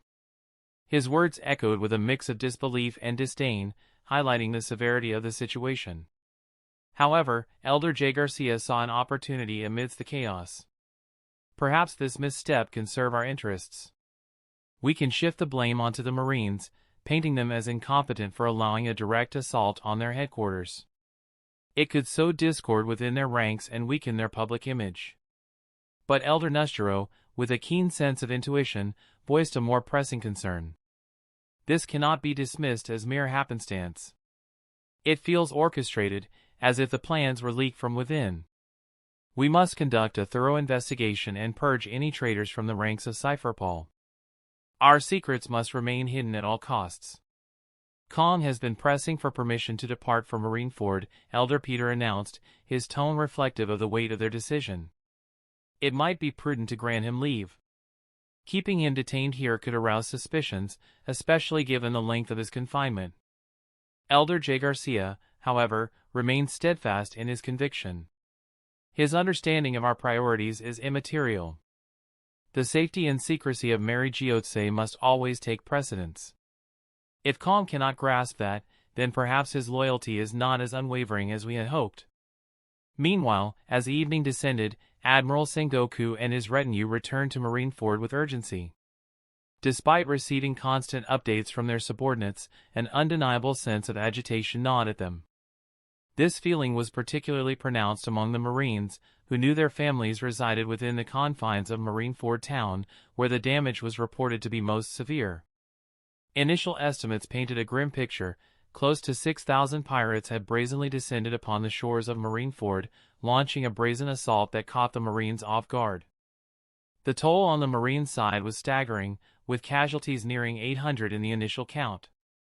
The gravity of the situation weighed heavily on Sengoku and his comrades as they grappled with the enormity of the loss and the implications it held for the future. As the lead Marine warship closed in on the shores of Marineford, several figures propelled themselves into the air using Jeppo, swiftly making their way towards the Marine HQ.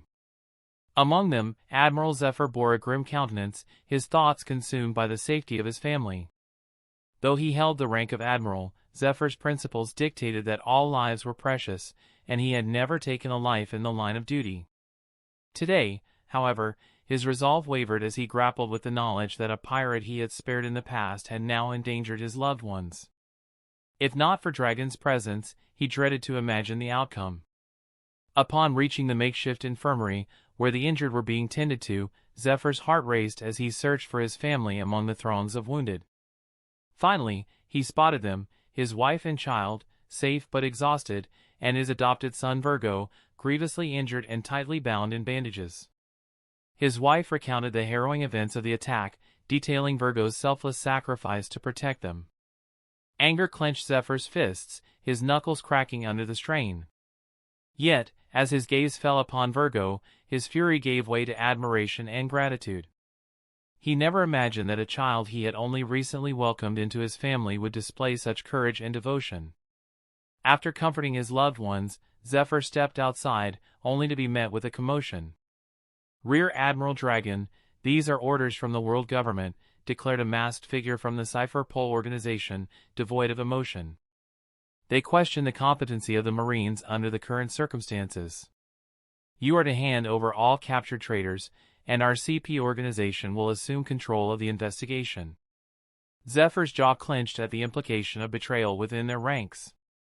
Yet, beneath his steely exterior, a storm brewed, fueled by determination to protect not only his family but also the honor of the Marines.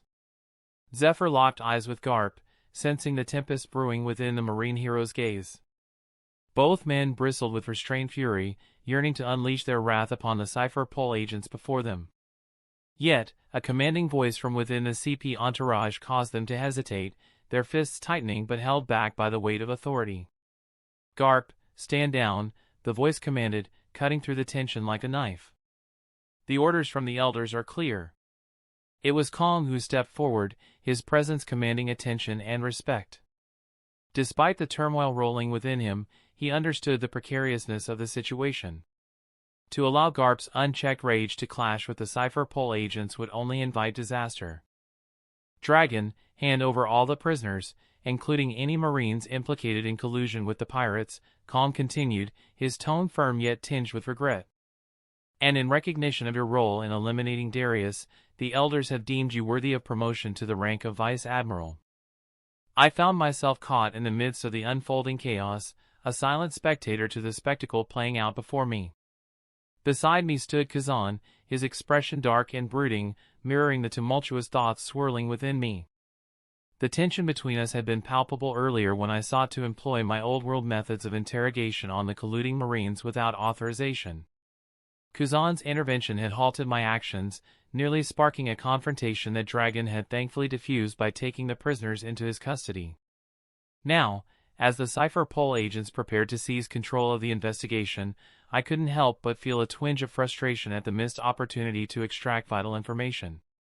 "Tisk, if only you had allowed me to proceed, Kuzan-san," I murmured under my breath, unable to contain the simmering resentment towards my senior for obstructing my efforts to uncover the truth, regardless of the consequences. Kuzan's gaze remained fixed ahead, his silence a testament to the lingering tension between us. Though I understood his objections to resorting to torture, the urgency of the situation demanded swift and decisive action. As expected, the Marines were forced to step back, and Garp, unable to bear any more humiliation, stormed out in a fit of frustration. Kuzan and I followed in his wake, tracing his path to where the decommissioned warships lay abandoned. Approaching the area, we witnessed a scene of raw fury. Garp, in a display of sheer strength, unleashed his pent-up frustration upon the hapless warships. With each resounding boom of his fists against the metal-plated hulls, the ships groaned and shuddered under the onslaught. He eschewed the use of Haki, relying solely on the force of his bare fists to dent and deform the once mighty vessels. Each punch left a deep mark, a physical manifestation of Garp's anguish and rage. One could almost feel the weight of his emotions with every blow he landed, a testament to the depth of his sorrow and the magnitude of his loss. As we watched in solemn silence, it became clear that for Garp, the warships bore the brunt of his frustrations, serving as a tangible outlet for the turmoil raging within him. As Garp noticed our arrival, he made an effort to rein in his anger. Yet, When his gaze fell upon me, I sensed a hint of gratitude in his eyes. Earlier, when I had shared my concerns, only Dragon supported the possibility I raised. Garp, unaware that my confidence stemmed from knowledge acquired in another life, initially dismissed my concerns. However, after a lengthy discussion, he relented, choosing to lead his entire squad behind in Marineford based on a hunch. You should have tried to convince me harder. Maybe I would have stayed back. Garp's voice was tinged with guilt and sorrow. It wouldn't have worked, Garp Sensel, I replied earnestly. Everyone would have known that the marine hero was still within Marineford, and they would not have dared to carry out their plan. Your own marines would have blown the whistle to alert the enemies. Chapter 24. I knew that if Garp had stayed back, the Cypher Pole would have surely intervened to prevent the attack. Perhaps they would have devised an alternative plan to undermine Zephyr's prestige. As I mentioned the collusion between Marines and pirates, I witnessed a flicker of shame in Garp's eyes. A man known for his unwavering resolve in the face of adversity couldn't help but sag in shame at the thought of how far the Marines had fallen. Ross, that's enough. This is not the time, Kuzan interjected firmly, redirecting the conversation. We need to address your recent behavior first. Garp, frustration etched on his features, turned to us with a questioning gaze, seeking an explanation. Kuzan began to outline my recent actions, but I remained silent. I refused to deny who I was or compromise my principles, even in the face of scrutiny. Ross, I hope you have a good explanation for why you killed a fellow Marine, Garp questioned, disapproval evident in his tone. Tell me, Garp Sensel, do you still consider them Marines? I retorted, a hint of defiance coloring my words. Why don't you go and tell the 800 families who lost loved ones that their deaths were at the hands of fellow Marines? Dying for a cause is one thing, but being betrayed is another. The moment they turned on their comrades, they forfeited their humanity. All I did was rid the world of vermin, and if I have to do it again, I won't lose a moment's sleep over it. My words hung heavy in the air, a stark reminder of the harsh realities of war and betrayal. Garp's expression softened slightly, perhaps begrudgingly acknowledging the validity of my stance, even if he couldn't fully condone my actions. Perhaps Kazan-san isn't fully aware of the truth yet, but you, Garp-san, should know better, I asserted, taking a step forward. With resolve in my heart, I began my own training regimen, unleashing blows upon another battered warship, leading Garp and Kuzan to ponder my words in silence. Days passed, and Virgo made a full recovery from his injuries. Under Khan's orders, Marineford's defenses underwent a complete restructuring. Determined to prevent a recurrence of the recent tragedy, Kong orchestrated a massive overhaul despite the world government's reluctance to allocate sufficient funds. Through resourcefulness and determination, Kong managed to redirect funds, ensuring the extensive modifications to Marineford were carried out swiftly and effectively. After ensuring that Marineford was back on track, Garp felt the pull of the open sea, yearning to hunt pirates to soothe his restless heart. He made the decision to depart from Marineford, leaving behind Kazan to pursue enrollment in the elite academy and graduate alongside the finest Marines. Though Zephyr extended the offer for me to join the elite academy as well, a privilege rarely granted at such a young age, I declined, opting instead to remain under Garp's mentorship. Meanwhile, Dragon, now promoted to Vice Admiral, received a new assignment. He was reassigned to lead his own Marine division and was stationed at the GS Marine base in the New World, ready to face the challenges that awaited him in the treacherous seas. As for Virgo, under Zephyr's guidance, he joined the Marines to begin his journey from the ground up. With Zephyr's tutelage, Virgo would lay a solid foundation upon which he would eventually be admitted to the elite academy, poised to become one of the Marines' finest. As the Marine ship cruised through the turbulent waters of the New World, it had been more than 3 months since our return to these treacherous seas. Perched at the forefront of the vessel, I sat with an old violin nestled in my arms, the wood warmed by the glow of the setting sun. With a gentle sway of the ship, I drew the bow across the strings, summoning forth the familiar tune of Donquixote, which I had recently mastered after receiving the said score from a pirate group that we destroyed. The melody carried a bittersweet echo, reflecting the passage of time and the trials we had faced since our return to these turbulent waters. Why is the kid playing a pirate song on a marine ship? One of the newly joined marine soldiers couldn't help but inquire. Garp had assigned some of his veteran soldiers to Dragon's division with Kong's assistance, Alming to provide support for his new posting. As I often avoided wearing my uniform, many of the newcomers knew me simply as a kid under Garp's training, unaware of my butinant rank. SHHHH, music has no language, no boundaries, and no barriers, Bogard, leaning against the main mast, interjected. It transcends all borders and brings the whole world together. So what if it's a song favored by pirates? Just enjoy it. I remained focused on the music, tuning out the comments and immersing myself in the melody. I hadn't slacked on my training for even a day, and with each passing day, I could feel myself growing stronger. I had reached a decent level of control using the voice of all things, and through repeated high-intensity battles, I had gained a rudimentary grasp of a mission. I understood that frequent battles, especially those teetering on the brink of life and death, were the most effective way to hone my Haki skills. As for Kitetsu, I noticed a gradual transformation occurring within the blade. With each infusion of Haki, the sandal Kitetsu took on a darker shade, inching closer to becoming a black blade.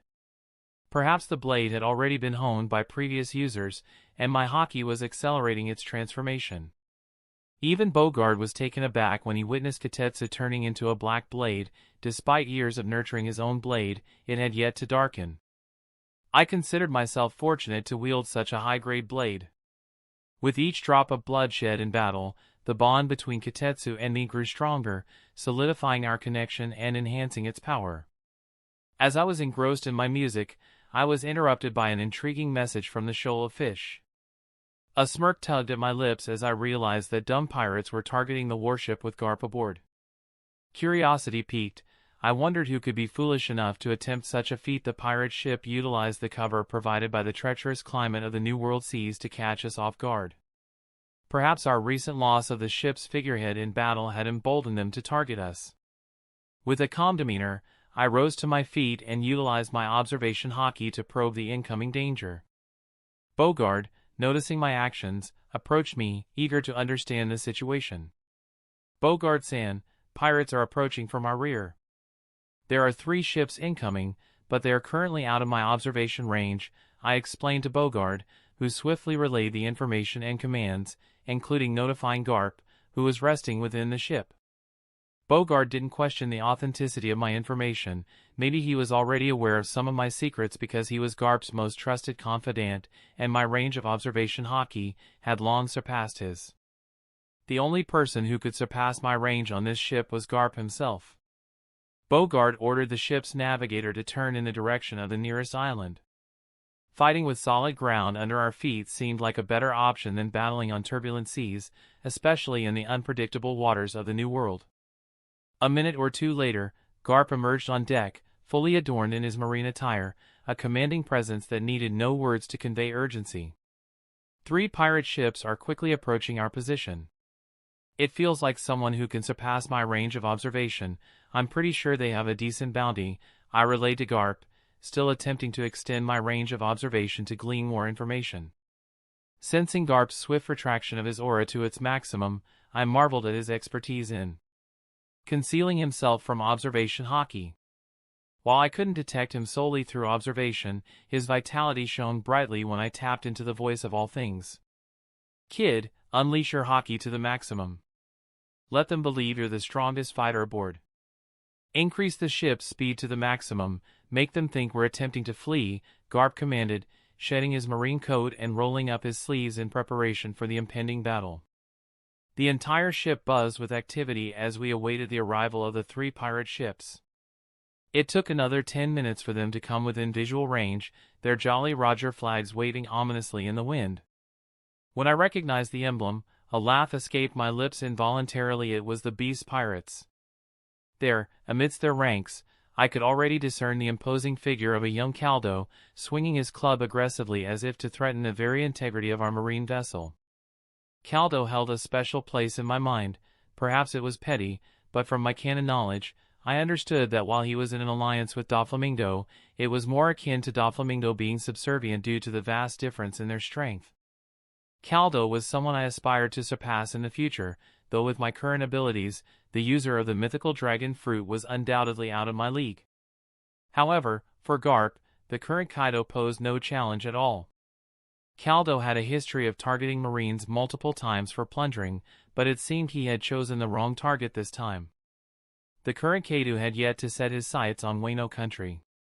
As our Marine ship approached a large inhabited island, the beast pirates closed in within cannon range. Sensing their confidence, Garp ordered the Marines to fire the cannons haphazardly, creating chaos and confusion among the pirates who believed they had the upper hand, pushing us toward the island shores with aggressive maneuvers. Boom! Boom! Boom! The thunderous roar of cannon shots closed off the retreat routes of the Marine ship.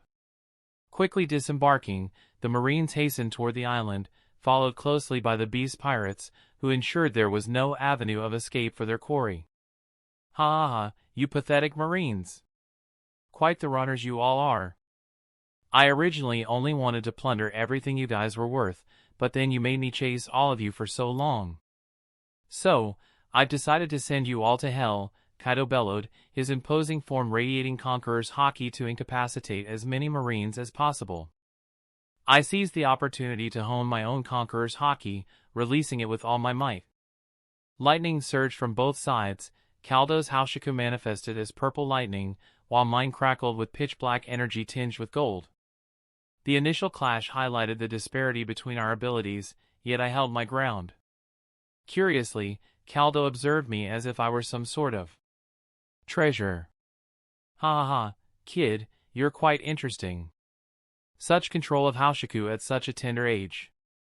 Join me, and I'll spare your life. If not, I'll bury you here with the rest of the Marines, Kaido challenged, releasing his Conqueror's Haki with full intensity in an attempt to intimidate me. Undeterred, I gritted my teeth and summoned my willpower. Though Kaido's Conqueror's Haki was overwhelming, I refused to back down.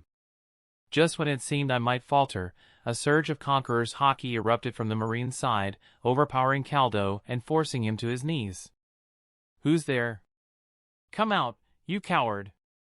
Kaido roared in anger, seeking the source of his disadvantage. Clank, clank, clank. The clash of lightning produced an eerie noise as the Marines parted like the tide, revealing Garp walking majestically forward, closely followed by Bogard. With each step, Garp exerted pressure on Kaido, causing him to sink lower into the ground. Garp. Kaido and the remaining beast pirates stood in disbelief, realizing their grave mistake. With most of their crew incapacitated, they couldn't make a swift retreat. Kaido, brat, it seems I should have dealt with you back in God Valley.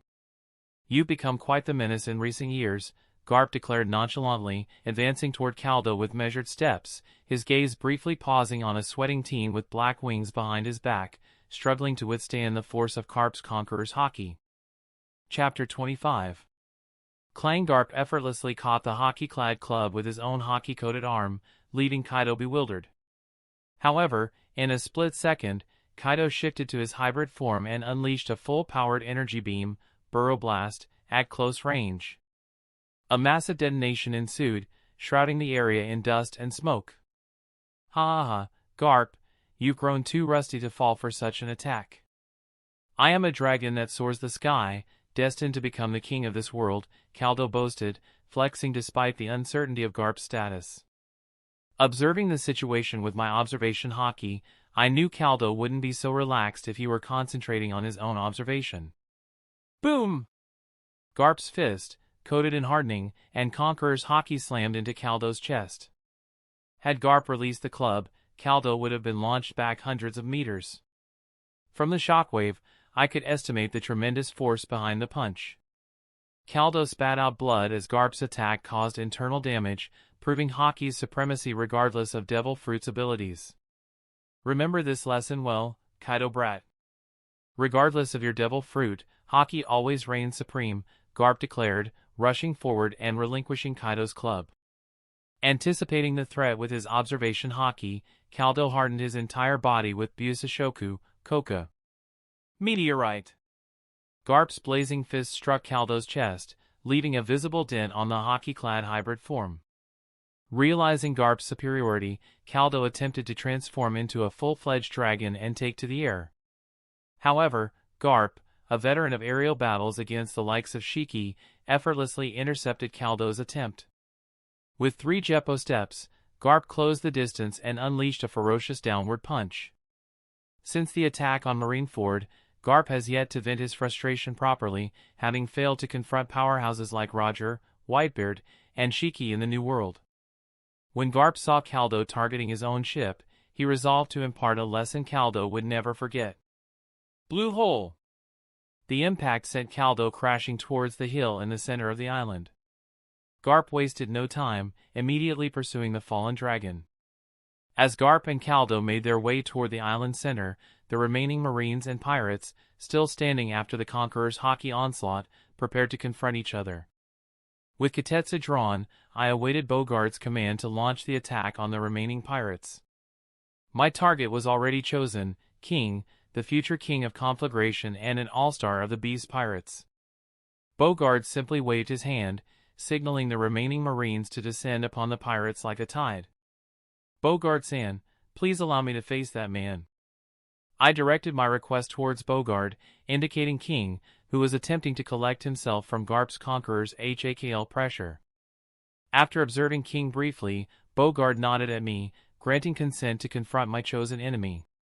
My primary reason for seeking Bogart's approval was to ensure that the Rear Admiral wouldn't interfere once the fight began. I closely scrutinized my target. King stood as a towering figure, boasting a well-muscled, broad-shouldered frame and long limbs. As a Lunarian, he bore the distinctive features of his race, large, black-feathered wings sprouting from his back, extending down to knee length, a brown complexion, and silver-white hair. His hair was shaved on the sides but left long on top, mostly drawn back and bound at King's occiput before cascading freely down past his nape. Several sidelocks hung on the right side of King's face, reaching his collarbone, including a thin braid. Saru! I flickered at lightning-fast speed towards King, who stood ready to face the incoming marines. Sensing my threat, he quickly kicked out with his long limbs. However, with my high mastery of observation, King's attack was easy to detect, and I dodged it swiftly, swinging Kitetsu at him. Clang! King drew his own sword to deflect my attack. As our blades clashed, sparks flew in all directions, illuminating the battlefield with flashes of light. King's swordsmanship was formidable, each of his strikes was delivered with precision and power. I parried his blows with Kitetsu, feeling the force behind each impact reverberate through my arms. With a swift twist of his wrist, King aimed a diagonal slash towards my midsection, but I anticipated his move and sidestepped just in time. Seizing the opportunity, I countered with a rapid series of strikes, aiming for the gaps in his defense. However, King was no easy opponent, he expertly parried each blow, and his movements were fluid and calculated. The clash of our swords echoed across the island as we danced in a deadly dance of steel. I could feel the adrenaline coursing through my veins, heightening my senses and sharpening my focus. Every move I made was calculated, and every strike was aimed with precision. King's attacks grew more aggressive, his strikes coming faster and with greater force. I responded in kind, matching his intensity with my own ferocity. We traded blows with blistering speed, each strike threatening to land a fatal blow. But amidst the chaos of battle, I remained calm and focused. With a sudden burst of speed, I launched myself into the air, somersaulting over King's head and landing behind him in a fluid motion. Before he could react, I lunged forward, driving Kitetsu towards his back with all my strength, completely cladding my blade with HAKL. However, just before my blade could pierce through, I sensed a sudden threat and swiftly retreated a dozen meters. There, I saw a large mass of flames engulfing King's back, a trait of his Lunarian heritage. "TCH, you're lucky to have detected my flames," King remarked as he turned to face me once more. "Ha ha, you think I'd fall for such a trick, Albert?" I replied confidently, sensing my upper hand in the battle. From my estimation, King had only recently joined Kaido's ranks. My words seemed to shock King, his eyes widening in disbelief. "Who are you? How do you know my name?" Are you with the world government? He questioned with a threatening tone, but I ignored his queries, intentionally using his name to unsettle him. Albert, oh Albert, you rushed into joining Kaido. You could have chosen better, I taunted, further provoking his anger. What do you know, kid? Kaido-sama will become the king of this world and bring down the world government, King retorted, his hatred for the world government evident. I may be a kid, but I know Kaido will never ascend the throne. At best, he'll be an infamous pirate in the New World, and you, his right-hand man, Kaido, really wasted a mythical Zoan fruit by consuming it. I mocked, further infuriating King. It was also because Kaido's devil fruit was something I would have consumed if I had gotten it, but now it was too late. A gunshot suddenly echoed across the battlefield, but I swiftly swung my kitetsu, cleanly slicing the sea stone bullet in half. I had detected another assailant targeting me, whom I recognized as Queen, a former MADS member and future all-star of the Beast Pirates. Aware that the sea stone bullet held a sinister secret, I remained vigilant. Before Queen could launch another attack, Bogart intervened, moving swiftly toward him with a drawn blade, ensuring no interference in our confrontation. As Bogart engaged Queen, I refocused my attention on King, readying myself for the impending clash. With a determined expression, King unleashed the full power of his devil fruit, transforming into a formidable pteranodon and taking to the skies. Hovering above me, King let out a deafening screech, his wings beating against the air with powerful strokes. I watched as he descended upon me, his sharp talons poised to strike with deadly precision. With a swift motion, I raised Kitetsu to parry King's attack, the clash of blade and claw ringing out across the battlefield. As we locked in combat, I could feel the heat radiating from his flaming wings, intensifying the tension of our confrontation. King's aerial maneuvers were swift and unpredictable, his agility in the air making it difficult for me to land a decisive blow. But I remained vigilant, analyzing his movements and searching for an opportunity to gain the upper hand. With each exchange, sparks flew as our weapons clashed, the intensity of our duel escalating with every passing moment. Despite King's ferocious assault, I refused to back down, determined to stand my ground and emerge victorious. As the battle raged on, I focused on exploiting any weaknesses in King's defense, probing for openings to deliver a decisive strike. With every movement, I remained agile and alert, ready to counter any attack with precision and skill. In his pteranodon form, King unleashed a barrage of fire projectiles aimed at burying me beneath a series of explosions. With swift precision, I deflected each incoming flaming projectile with my sword, refusing to yield to his relentless assault. As the air crackled with fiery chaos, I swiftly assumed a sword draw stance, channeling armament Haki to imbue my blade with added strength. With a resolute swing, I unleashed a flying slash towards King, slicing through the incoming projectiles and connecting with his airborne form. A deafening screech echoed through the battlefield as my attack left a deep gash on King's side, despite his attempt to defend himself with Haki. Enraged by the blow, King prepared to retaliate, but I refused to give him the chance. Utilizing the advanced techniques of Jeppo and Soru, I moved with unparalleled speed, darting towards the towering form of King with lightning-fast agility. With a decisive downward slice, I brought Kitetsu crashing down upon him, the force of the blow sending his massive form hurtling towards the ground below. As King's colossal body collided with the earth, a cloud of dust and debris engulfed the area, its impact reverberating through the battlefield. With King momentarily subdued, I stood ready, prepared to face whatever challenges lay ahead in our fierce battle. After landing a few meters away from where King had crashed, I flicked away the bloodstain on my blade and kept my gaze fixed on the crater where King had landed. Amidst the swirling dust and smoke, I observed as King emerged, his human form bearing a large wound on his shoulder, almost severing one of his arms. Despite his injuries, he stepped forward to face me once again, his determination unwavering. "Kid, you sure are quite strong. I did not know the Marines were hiding such a monster. Tell me, what kind of glorious story did the Marines use to make you the world government's lapdog?" "Yes, kid, you heard me right. That's all you are, the world government's dog," King remarked, despite his pain, maintaining a smirk on his face with a teasing smile. Is that supposed to irk me? Ha ha ha, King, you sure are Nav. You are the last living relic of a now fallen race, and you still have the time to tease me, a child who you couldn't beat in single combat, I retorted, not falling for his words.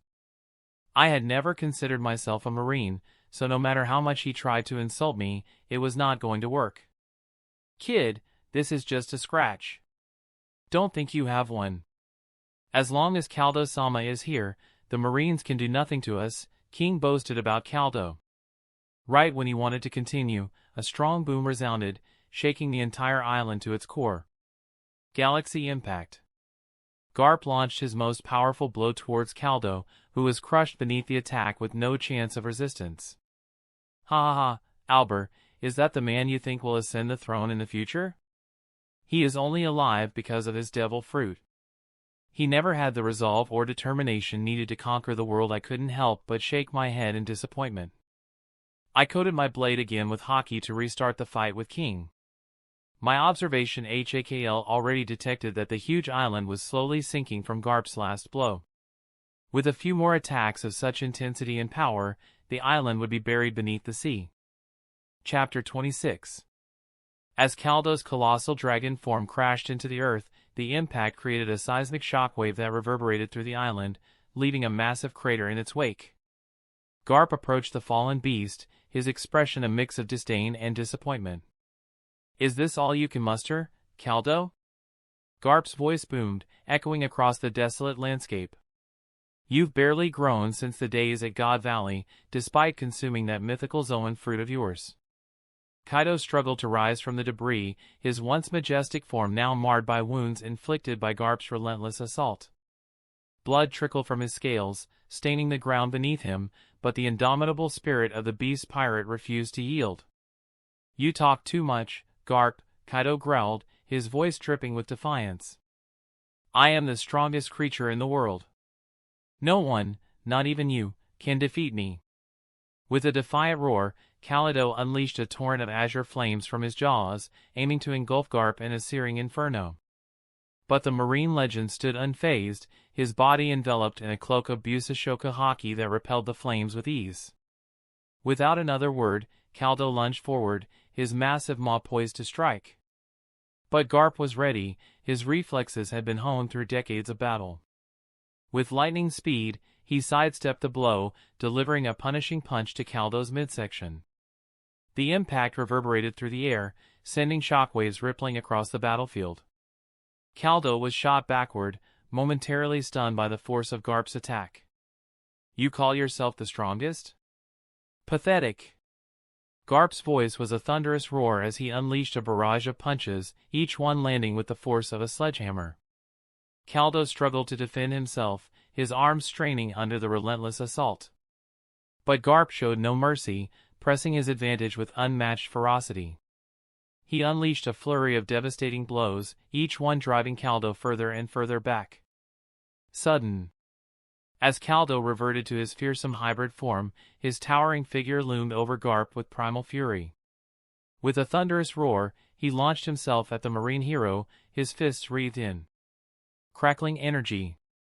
But Garp was ready, his fists meeting Kaido's with bone-shattering force. Each blow reverberated through the air, creating shockwaves that sent debris flying in all directions.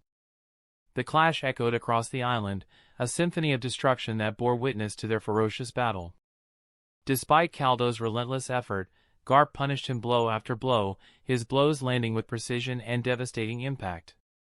With each strike, he pushed Kaido back, completely dominating the strongest creature in the world, giving Kaido no chance to retaliate. The battle on the island between Garp and Kaido had been raging for 6 grueling hours. Despite Kaido's monstrous physique, enhanced by his mythical Zoan fruit, he found himself unable to mount any significant retaliation against Garp's relentless assault. The marine legend, fueled by years of pent-up frustration, unleashed his full fury upon the self-proclaimed strongest creature in the world. Meanwhile, on the other side of the battlefield, my own confrontation with King had reached a decisive conclusion hours prior. With Katetsu poised to deliver the final blow, Bogart intervened, subduing the Lunarian with sea stone shackles. Queen, likewise, had been defeated by Bogart, but he managed to slip away amidst the chaos, escaping with a handful of his crewmates who had regained consciousness.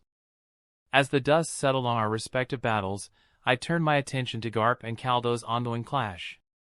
Despite Kaido's resilience, I could see the toll that Garp's relentless assault had taken on him. With each passing moment, it became increasingly evident that Garp would emerge victorious. The island itself bore witness to the ferocity of their struggle. Cracks formed in the earth, trees splintered under the force of their blows, and the very air crackled with electricity as their Haki clashed. Suddenly, Kaido's eyes flashed with fury as he summoned the full power of his devil fruit.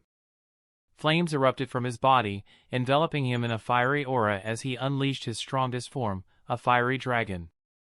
He launched his most fearsome attack. But Garp was undaunted, despite the scorching temperature that would have melted any normal human to the bone. With a roar of his own, he countered with his legendary technique, Blue Hole. His fist crackled with electricity as he delivered a devastating blow, shattering Kaido's flames and sending him reeling.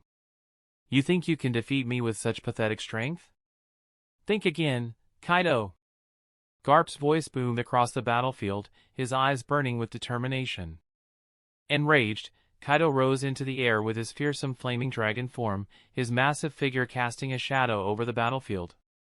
With a deafening roar, he unleashed another barrage of flames, intent on incinerating his opponent and the entire island beneath him. But Garp was ready. With a swift motion, he unleashed his own signature attack, Galaxy Impact. His fist glowed with a brilliant light as he charged forward, his attack cutting through Kaido's flames like a hot knife through butter. The two titans clashed in a spectacular display of power and skill, their attacks colliding in a dazzling explosion of energy. With each blow, the ground trembled beneath their feet, and the air crackled with electricity and fire. And then, with a final, bone-shattering impact, Garp delivered the decisive blow. His fist, coated with both armament and Conqueror's HAKL, connected with Kaido's flaming dragon form, sending shockwaves rippling through the air as the future Emperor of the Sea was sent crashing to the ground, defeated at last by the indomitable marine hero. As Kaido's massive dragon form crashed onto the center of the island one last time, I could detect the subtle seismic shift due to Garp's final attack, and I quickly turned towards Bogard. Bogard-san, we should evacuate the island. The whole island is sinking. We only have a few minutes before it vanishes, I said, surprised that the island had held out for so long. I had expected it to sink much earlier, but it had endured until the end of the battle. Bogard swiftly ordered the Marines to evacuate, while all the pirates had already been secured on the ship. Within minutes, the entire Marine force was back on the ship, eagerly awaiting Garp's return. We had captured 2 of the Beast Pirates' ships. We only had to wait a couple of minutes when I saw Garp using Jeppo to traverse through the air. Our Marine ship was already a few hundred meters away from the sinking island, and Garp was now carrying the battered and broken unconscious Kaido like a dead dog. Thud! Garp unceremoniously threw the massive Kaido onto the warship's deck and landed next to us. As Garp stood beside the unconscious form of Kaido, his expression was unreadable, his eyes were clouded with a mixture of weariness and determination. I stepped forward, the weight of the situation heavy on my shoulders. What should we do with him, Garp-san? I asked, my voice tinged with urgency. He's too dangerous to keep alive. We should end this now before he escapes again. Garp's gaze flickered towards me, his brow furrowing slightly. Shackle him in sea stone cuffs and use additional sea stone restraints, he commanded, his voice firm. Bogard, get in touch with HQ and share the information. Bogard nodded, reaching for a transponder snail to relay the message. As he conversed with headquarters, I couldn't shake the feeling of unease gnawing at me. This was my chance to rid the world of Kaido's tyranny once and for all. Or rather, I should say I wanted to try my luck if I could get the Uo no Mai model, Tsuryu, once the fruit returns to the sea after Kaido's death. Garp-san, we should consider. I began, my voice trailing off as I gathered my courage. We should consider ending him now. You're one of the few who could execute him. Garp's gaze snapped to mine, his eyes flashing with a mixture of surprise and disbelief.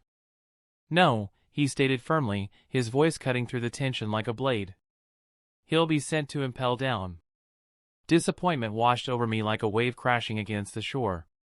But Garp-san, I insisted, desperation creeping into my tone. Sparing him will only lead to more bloodshed. How many more Marines will have to die before you realize that killing him is the only solution? Garp's jaw clenched, his resolve unwavering. Killing isn't always the answer, he replied, his voice heavy with emotion. But what about the future? I pressed, frustration bubbling within me. He's escaped capture countless times before. Even among Marines, only you have strong enough Haki mastery to end him. We should do it now, before it's too late. Anger flared in Garp's eyes, his voice rising with intensity. I said no, he shouted, his words echoing across the deck. Killing him won't solve anything. We'll send him to impel down, where he belongs. I recoiled at the force of his response, feeling a pang of regret for challenging him. But as Garp turned away, his gaze fixed on the horizon, he couldn't shake the feeling that he was making a grave mistake. And so, I didn't bother to push the matter any further. I knew I didn't possess the strength to kill even the fallen Kaido currently. After consuming the mythical Zoan fruit of the dragon, his already formidable body had been upgraded to a near-immortal level. Only someone with the highest level of Haki could possibly deal a fatal blow, even to his base form. With my voice of all things, I could detect the monstrous rate at which his body was recovering. The combination of the mythical Zoan fruit and Kaido's natural physique was truly phenomenal. Even my own recovery abilities paled in comparison to what I was currently witnessing in Kaido's body. At the current rate, he should be able to completely regain his fighting strength in 2 to 3 days. With Garp's command, Kaido, the future emperor, was bound in seastone shackles, and his body was wrapped with seastone chains as an extra precaution. Dawn was already breaking when the fight ended, and in the next few minutes, the entire island had sunk, leaving no trace of its presence. Garp-san, HQ has asked us to wait. They are sending a marine fleet to escort Kaido to impel down. We have been ordered to move in the direction of G9 base. Bogard relayed the information he received from Fleet Admiral Kong himself. I pondered over how much importance the world nobles gave to a user of the mythical dragon fruit. I guessed it was not their top priority if such a fruit was offered as a trophy during the native hunting competition. Garp simply nodded, still somewhat occupied due to my earlier words. Bogard quickly passed down orders to return to G9 Marine Base to hand over the prisoner. It was late in the evening when we encountered the large marine fleet, consisting of 10 ships. Among them was a great battleship serving as its flagship, accompanied by 3 large warships and the remaining ships being standard-sized marine battleships. Despite Garp's status as a vice admiral, equivalent to that of an admiral, he chose a large-sized warship that suited his needs over a super large-sized great battleship. Using my observation Haki, I discerned the strength of the incoming fleet, detecting several strong presences. By my estimation, there were about 3 vice admiral level figures among them. As the flagship came to a halt near our ship, a few figures jumped up to Garp's ship. Garp, standing leisurely on the deck, awaited the arrival of the other party. He also detected some unsavory presences among the Marines' fleet, including several CP agents garbed in crisp black suits alongside the standard Marines. Garp-san, here are the papers for prisoner transfer. We will take it over from here. One of the Marine Vice Admirals, whom I was not very familiar with, passed a document to Garp. Bogard, despite the Vice Admiral's disapproving look, picked it up and went through it. Garp still held a questioning look, as he had an inkling of what this was about. Chapter 27. Garp-san, the order states that we are to hand over the prisoners and continue with our patrol mission in the New World. Bogard relayed the order they have received. Garp-san, the prisoners? The Vice Admiral questioned in an authoritative tone. Using my voice of all things, I was able to collect quite a few interesting details. As I honed my observation Haki, I unlocked more and more of its unique characteristics. Recently, I had started to read people's thoughts unless they had a strong enough will to resist. This power of mine was similar to Patrick Redfield's and Queen Otoheim's from Fishman Island. I understood that everyone in the prisoner escort fleet belonged to the world government faction. They didn't want Garp to receive credit for the capture of Kaido, and they also had a nefarious plan of letting Kaido go and blaming the Marines again for incompetence. I couldn't understand why the world government was planning such a scheme. Maybe they thought that after the recent fiasco with the Marines, they would need quite a few strong pirates to stir trouble in the New World, and Kaido was a prime candidate. They couldn't afford to have such a pirate locked down and impelled down. It wasn't that the world government lacked the power to deal with Kaido, it was simply because they didn't care. After taking down Roxy Zebek, the power balance had shifted in favor of the Marines, and the world government didn't want the Marines' prestige to grow significantly. Kaido is my prisoner. I will be part of the escort until he is safely deposited into Impel Down, Garp declared, showing no regard for the sheet of paper that Bogart had now returned to the vice admiral who led the fleet. Garp-san, these are orders from HQ. Are you going to disobey them? Or are you implying that my fleet is incapable of transporting a prisoner who is already bound in chains? The vice admiral fumed inwardly at the marine hero's attitude. They were of the same rank, but he knew he couldn't challenge the man in front of him due to prestige, so he attempted to strong-arm Garp using the name of HQ's order. Do I look like I care? I did not ask for reinforcements, and I informed HQ for protocol's sake. I alone am capable of escorting my prisoner to Impel Down, Garp retorted adamantly, making his stance clear to everyone present. Just then, a man clad in a black suit stepped forward and handed a transponder snall to Garp. Garp, are you disobeying my orders? The order is clear, transfer the prisoner over to the prisoner fleet, and I have sent you the latest intel regarding the whereabouts of Roger. Go and do your duty, Fleet Admiral Kong's voice echoed from the other side of the transponder. By the way, I saw the expression on the transponder snail, he seemed quite frustrated. Kong-san, this? Kaido has already escaped from similar situations multiple times. It's better that I accompany them to Impel Down to make sure there are no accidents, Garp argued, though he still maintained a level of respect for Kong. I couldn't help but snicker from the side regarding Garp's situation, as I had expected something similar to happen. Garp turned to glare at me, promising severe punishment later, but I simply shrugged it off. The scene was really funny for me, seeing how powerless the Marines appeared. No excuses, Garp. You are a vice admiral, so follow my orders. If you want to challenge my authority and overrule my order, you should at least be an admiral. Tell me, are you willing to accept the promotion? If not, just follow my orders, Kong barked, his irritation palpable. The vice admiral and the CP agent's faces contorted with displeasure as Kong offered Garp the option to accept the promotion, knowing full well there was no chance Garp would agree. Garp found himself caught in a dilemma, but ultimately he relented. He knew that there was only so much he could do with his current status as vice admiral, but he would absolutely not agree to become a lackey and serve as an admiral at the beck and call of the world nobles. Bogart, have them transfer all the prisoners over to the prisoner fleet. And make sure to get it in writing that the transfer has been completed. Ensure all the documents are complete before the transfer.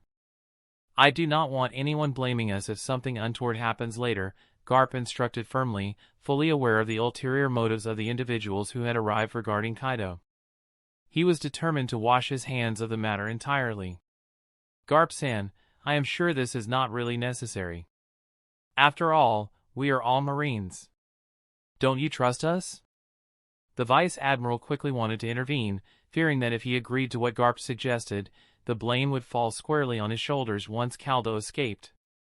While he was a supporter of the world government faction, he knew that if Garp took this action, he would become the scapegoat for letting such a dangerous prisoner escape. You can either sign the documents or you can directly explain to the Fleet Admiral why you are not following proper procedures and signing the necessary documents. I'm sure Kong-san heard everything I said, you can explain it to him, Garp stated firmly, passing the transponder snall over to the Vice Admiral, who hesitated before ordering his subordinates to complete the paperwork and transfer. However, the CP agent paid no heed to the Vice Admiral's predicament. His gaze searched for something on Garp's warship, and when his eyes fell on me, he stepped forward and pulled out a letter, presenting it to me with both arms as if I were some aristocrat.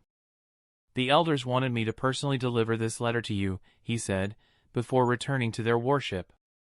I was confused as to why the elders were sending me a letter. Though I was curious, I controlled myself and kept the letter in my marine coat, continuing to observe the prisoner transport. Garp eyed me curiously, but seeing that I hadn't opened the letter yet, he returned his attention to the prisoner transfer. It took nearly an hour to complete the procedure, meticulously orchestrated under Garp's watchful eye. Bogard ensured that every protocol was followed to the letter, leaving no room for error. Even the sea stone cuffs were replaced with those brought by the prisoner ship, a precautionary measure to avoid any potential blame for faulty restraints. As the meticulous process unfolded, it became increasingly clear to everyone aboard Garp's ship that a political game was afoot, and the Vice Admiral's defeated expression spoke volumes about who emerged victorious. "I trust you'll safely escort the prisoner back to Impel Down. If not, be cautious, your heads might be on the chopping block." Bogard's taunt left a palpable chill in the air, a subtle reminder of the consequences awaiting any misstep. With the prisoners successfully transferred, Garp wasted no time. Armed with new intelligence regarding Roger's whereabouts, our ship swiftly set sail in pursuit of the elusive Roger pirates. As we sailed towards our new destination, I found myself perched in my usual spot on the warship's railing, engrossed in the letter addressed to me by the elders. Unlike most 10-year-olds who might have been easily swayed, I possessed a deeper understanding of the elders' true nature. While the world perceived them as the highest governing body, my dual existence and insights from the canon revealed otherwise. The world government's displayed strength was merely a facade. Few comprehended the true might wielded by each elder, let alone the hidden forces concealed from public knowledge. Perhaps only Emu grasped the full extent of the world government's true power. The letter held a tempting promise: reinstatement as a celestial dragon upon making significant contributions. It presented me with two paths: join the CP organization, where I anticipated they would attempt to indoctrinate me, or remain within the Marines as their lackey. They pledged ample resources to facilitate my ascent to the rank of Admiral, even dangling the coveted position of Fleet Admiral should I prove myself worthy. However, the timing of their offer left me pondering. Little had changed within Doflamingo's sphere of influence, and while our Donquixote family flourished, it hardly warranted the elders' attention. It dawned on me that perhaps it was my potential and rapid growth that had captured their interest.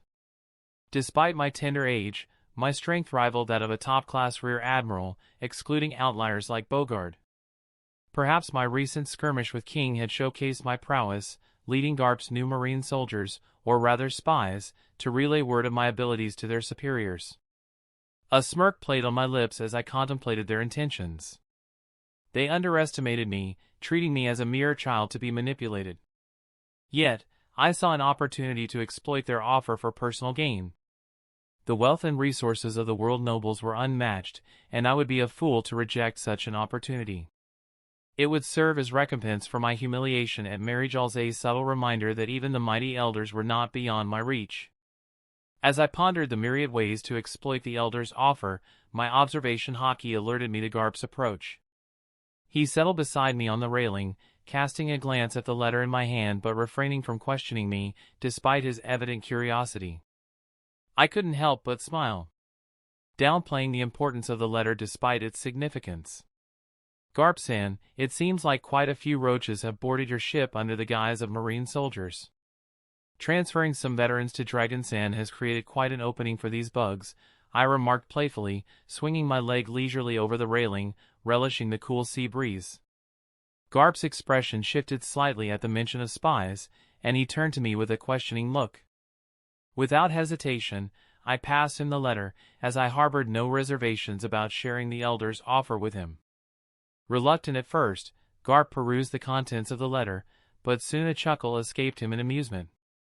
Through our time together, Garp had come to understand the depth of my disdain for the world nobles, despite my birth into their ranks.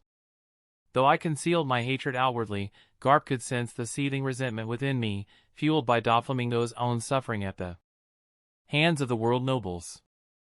I masked this animosity, biding my time until I possessed enough strength to unleash it upon them.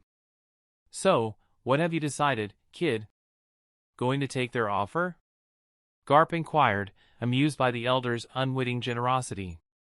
They had offered to provide the little monster with all the resources needed for his growth, a task Garp had been shouldering personally until now.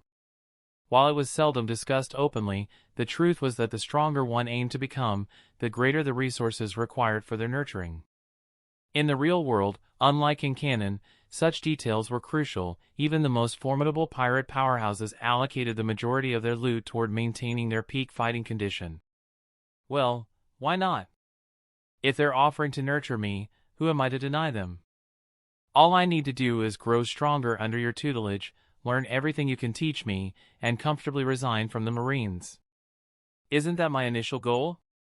I declared jovially, though I aim to maintain modesty to avoid angering the Marine hero with my words. Kid, you're still harboring thoughts about quitting the Marines? Are you itching for a beating?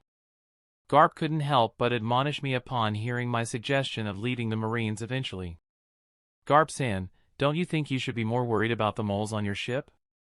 I teased Garp, knowing that, like me, he detested the world nobles.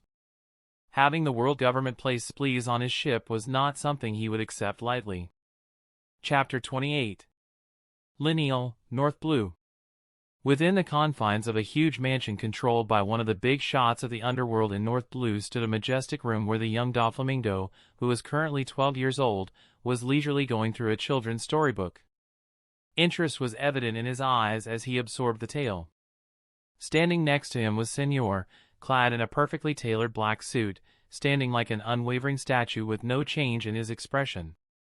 The door adjoining the room opened, and a tall man dressed in a crisp blue suit, followed by two burly goons who towered close to 4 meters, entered. He took his seat on the main chair, opposite the table where Doffy was seated. An array of rifles were neatly arranged on the table. Doflamingo was here to discuss some business and potentially buy a devil fruit from the underground big shot rumored to possess one in the underground market. Ah, the Tales of Nolan the Liar. It was quite an interesting book to read. Here in Lineal, every child knows the story. Oh yes, I completely forgot that you are a child too, the underground leader commented with a smirk as if mocking Doffy, while his two goons chuckled. Doflamingo kept his composure, disregarding the man's comment, and addressed him, I'm here as per your request. I understand that you want to discuss and sign a large-scale deal with us regarding the latest weapons that my Donquixote family produces, and you have also offered a certain devil fruit that you possess as part of the deal.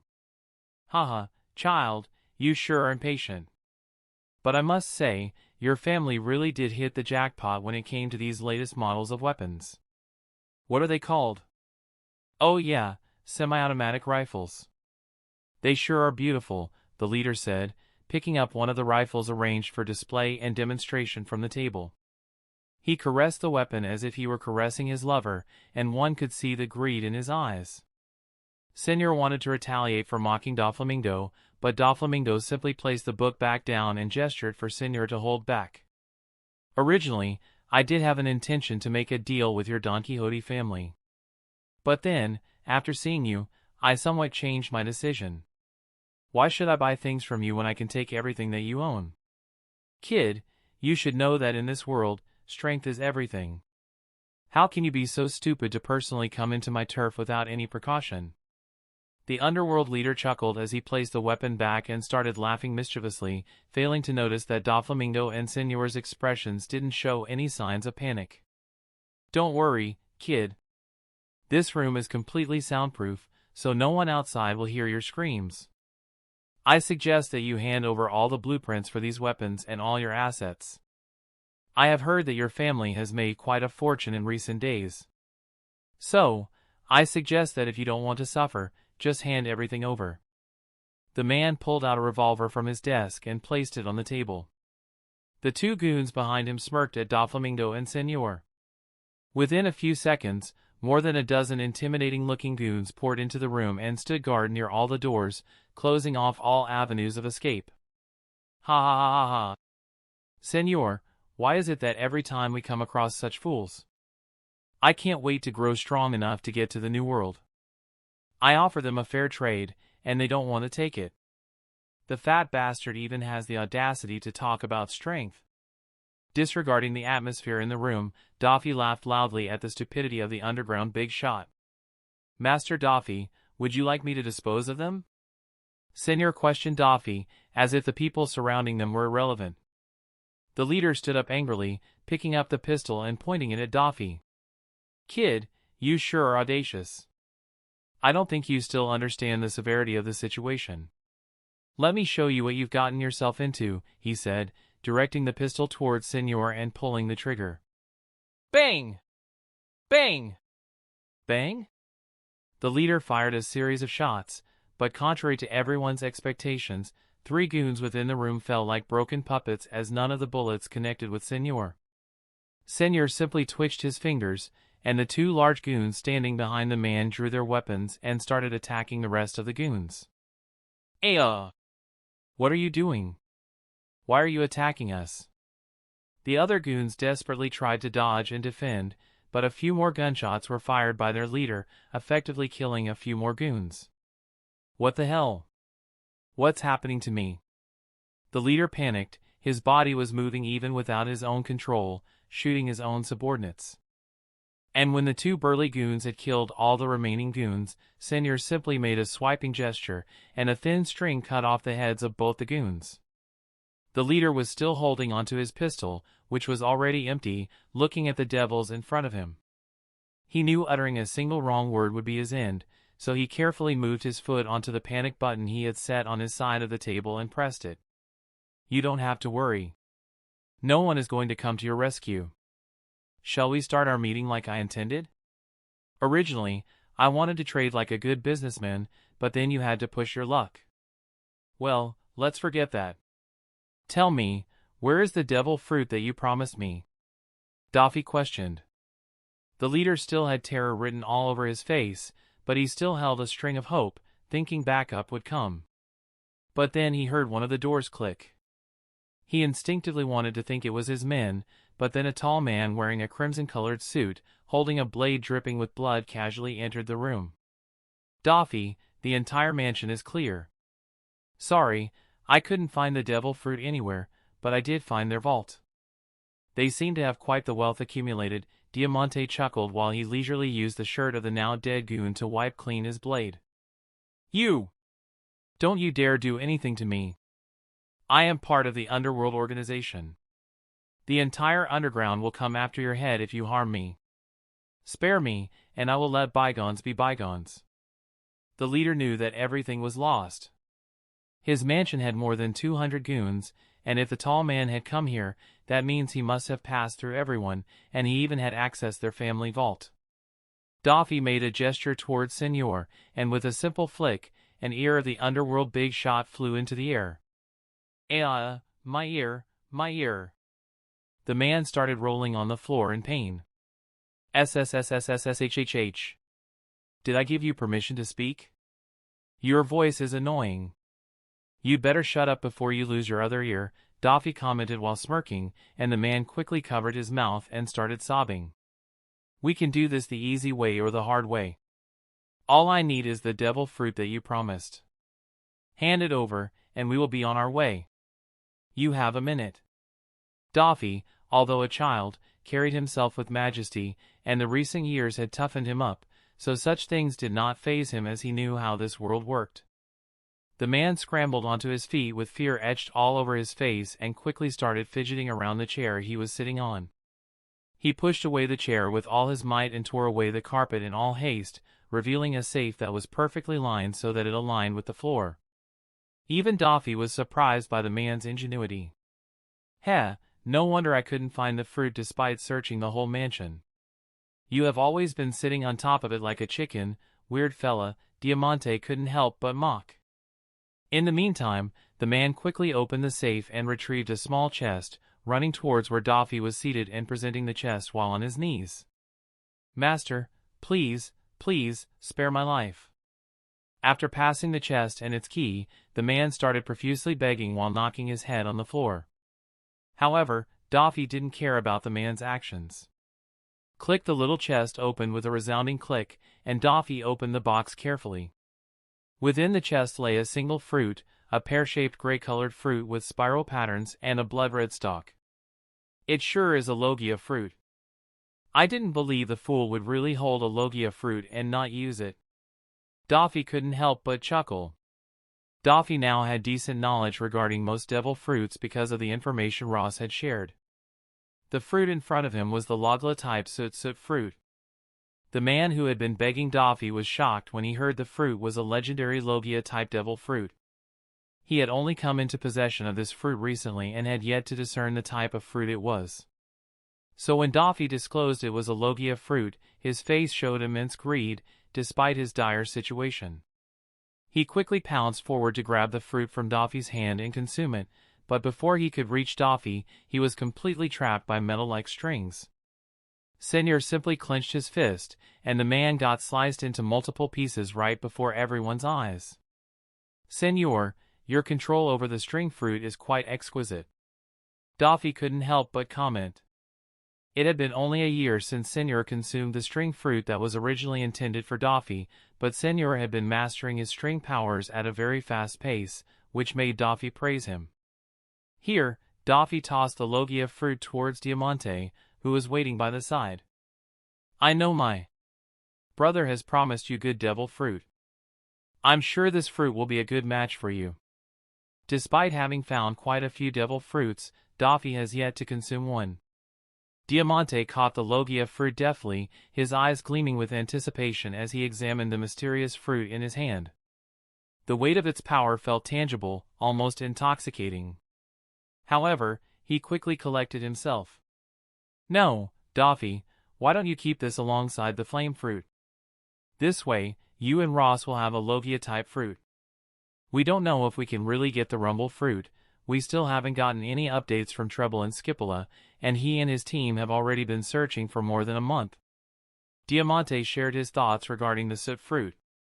Although Treble had taken a team and reached Scipola using the High West, they needed to be absolutely careful regarding the devil fruit because Doffy could only trust Treble and not all the goons that worked under him, so the search has been going at a snail's pace.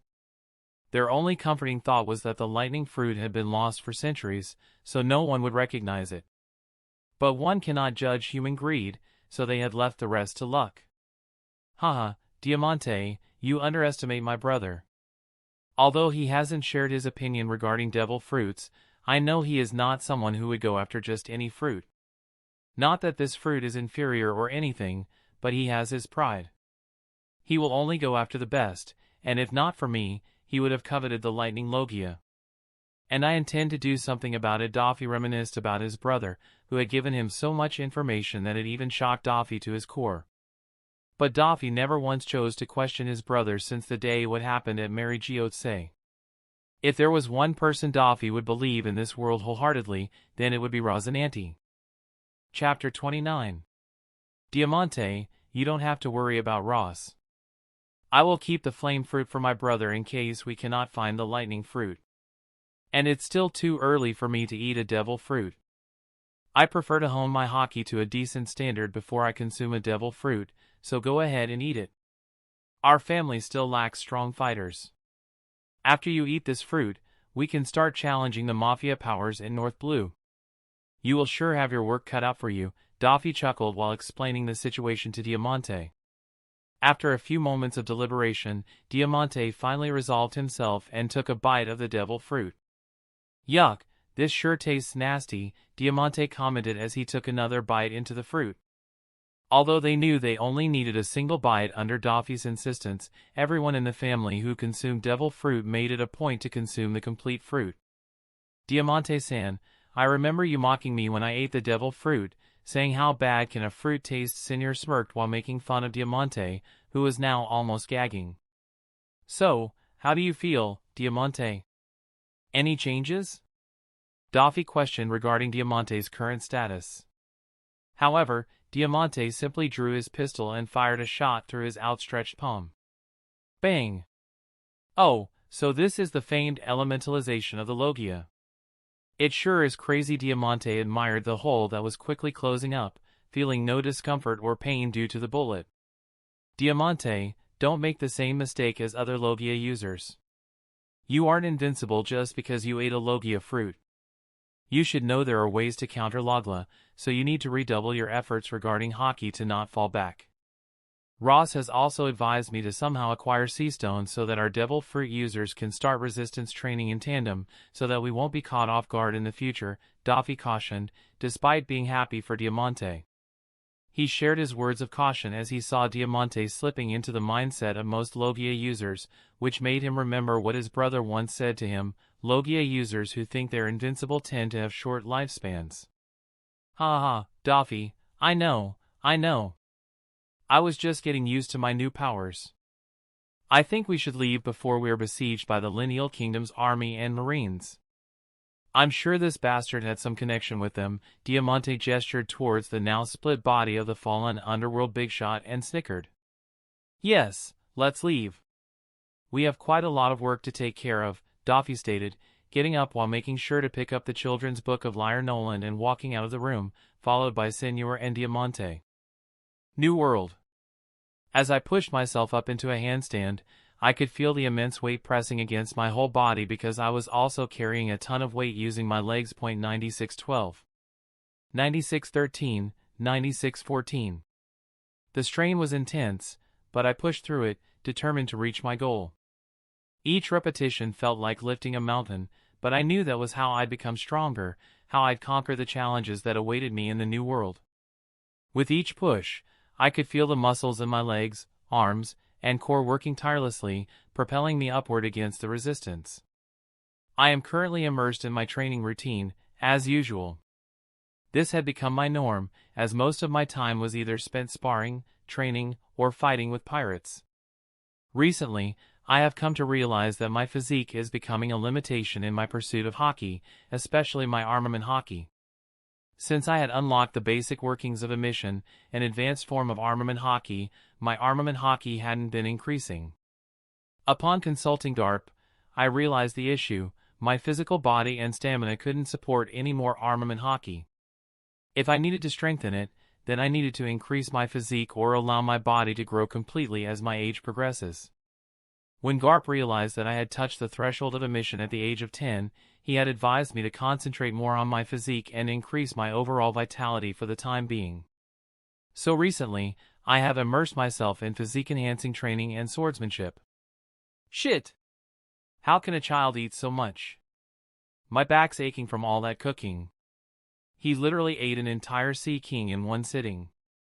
Our lieutenant sure is a monster. A cook from Garp's ship couldn't help but complain. In the recent days since I had started working on my physique, their burden has increased drastically. But I did not care. When I had an avenue to eat tasty and nutritious food, why would I miss it? So, I regularly caught Sea Kings for my meal and passed them to the kitchen. It sure was the right decision to learn Semmelkicken, life return. It helped me quickly absorb all the nutrition from the massive amount of food that I ate.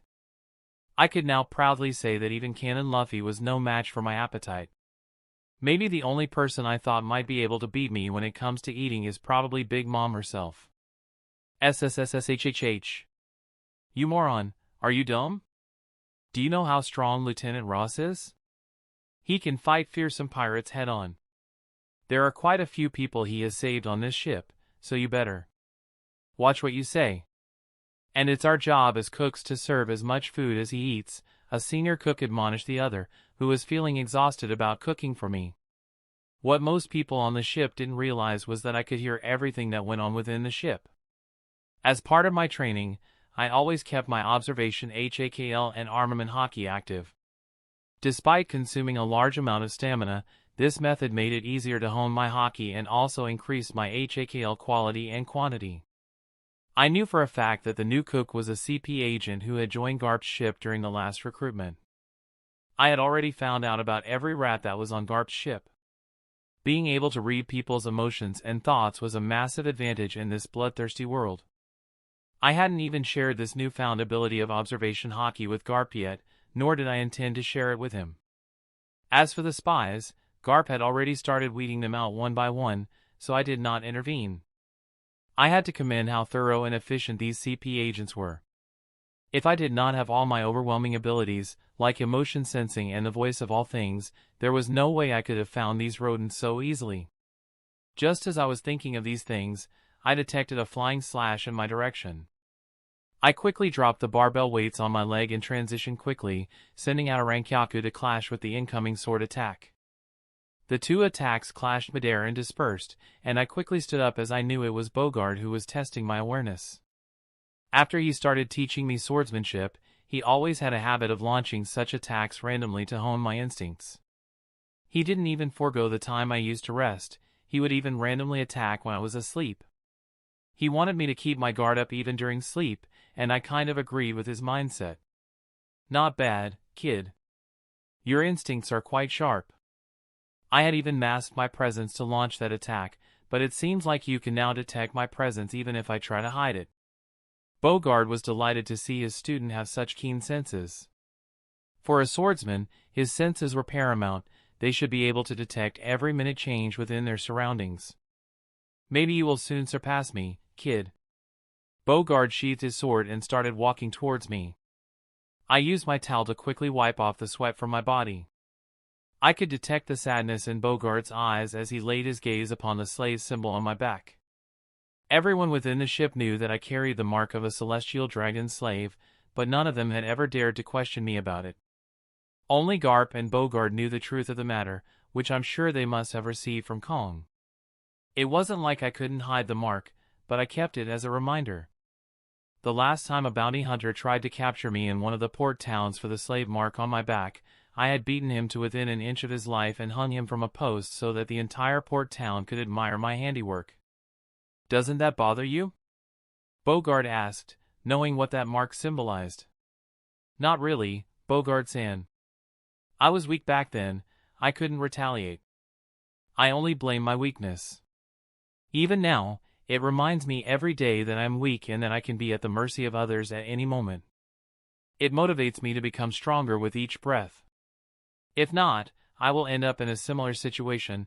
I shared my thoughts with my swordsmanship master.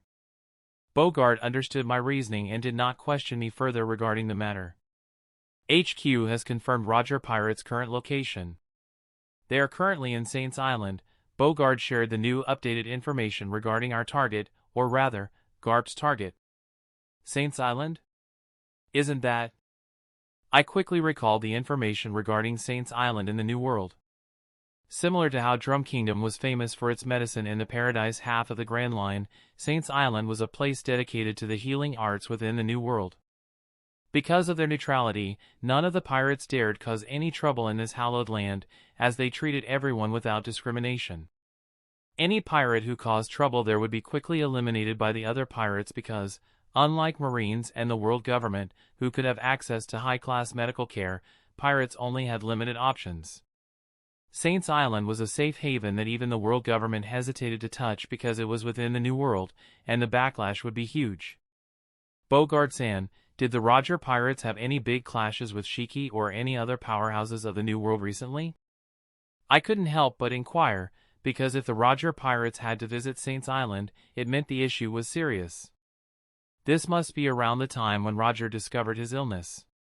If not, the only other reason could be that someone in the crew was seriously injured, but I was much more sure it was because of the former reason. Roger was sick, and this would start to change everything in the future, like an avalanche. No, we don't have any reports of such large-scale clashes. Although Shiki's fleet has had some minor skirmishes with Roger Pirates, nothing major has happened. Bogard, as someone who manages all the information on behalf of Garp, was privy to most of the intelligence from HQ. So, is Garp Sensel going to wait for backup, or is he planning to lunge headfirst into battle this time as well? I couldn't help but ask because every time we fought against the Roger Pirates, Garp would become a different monster altogether. It was close to an obsession for Garp to capture Roger.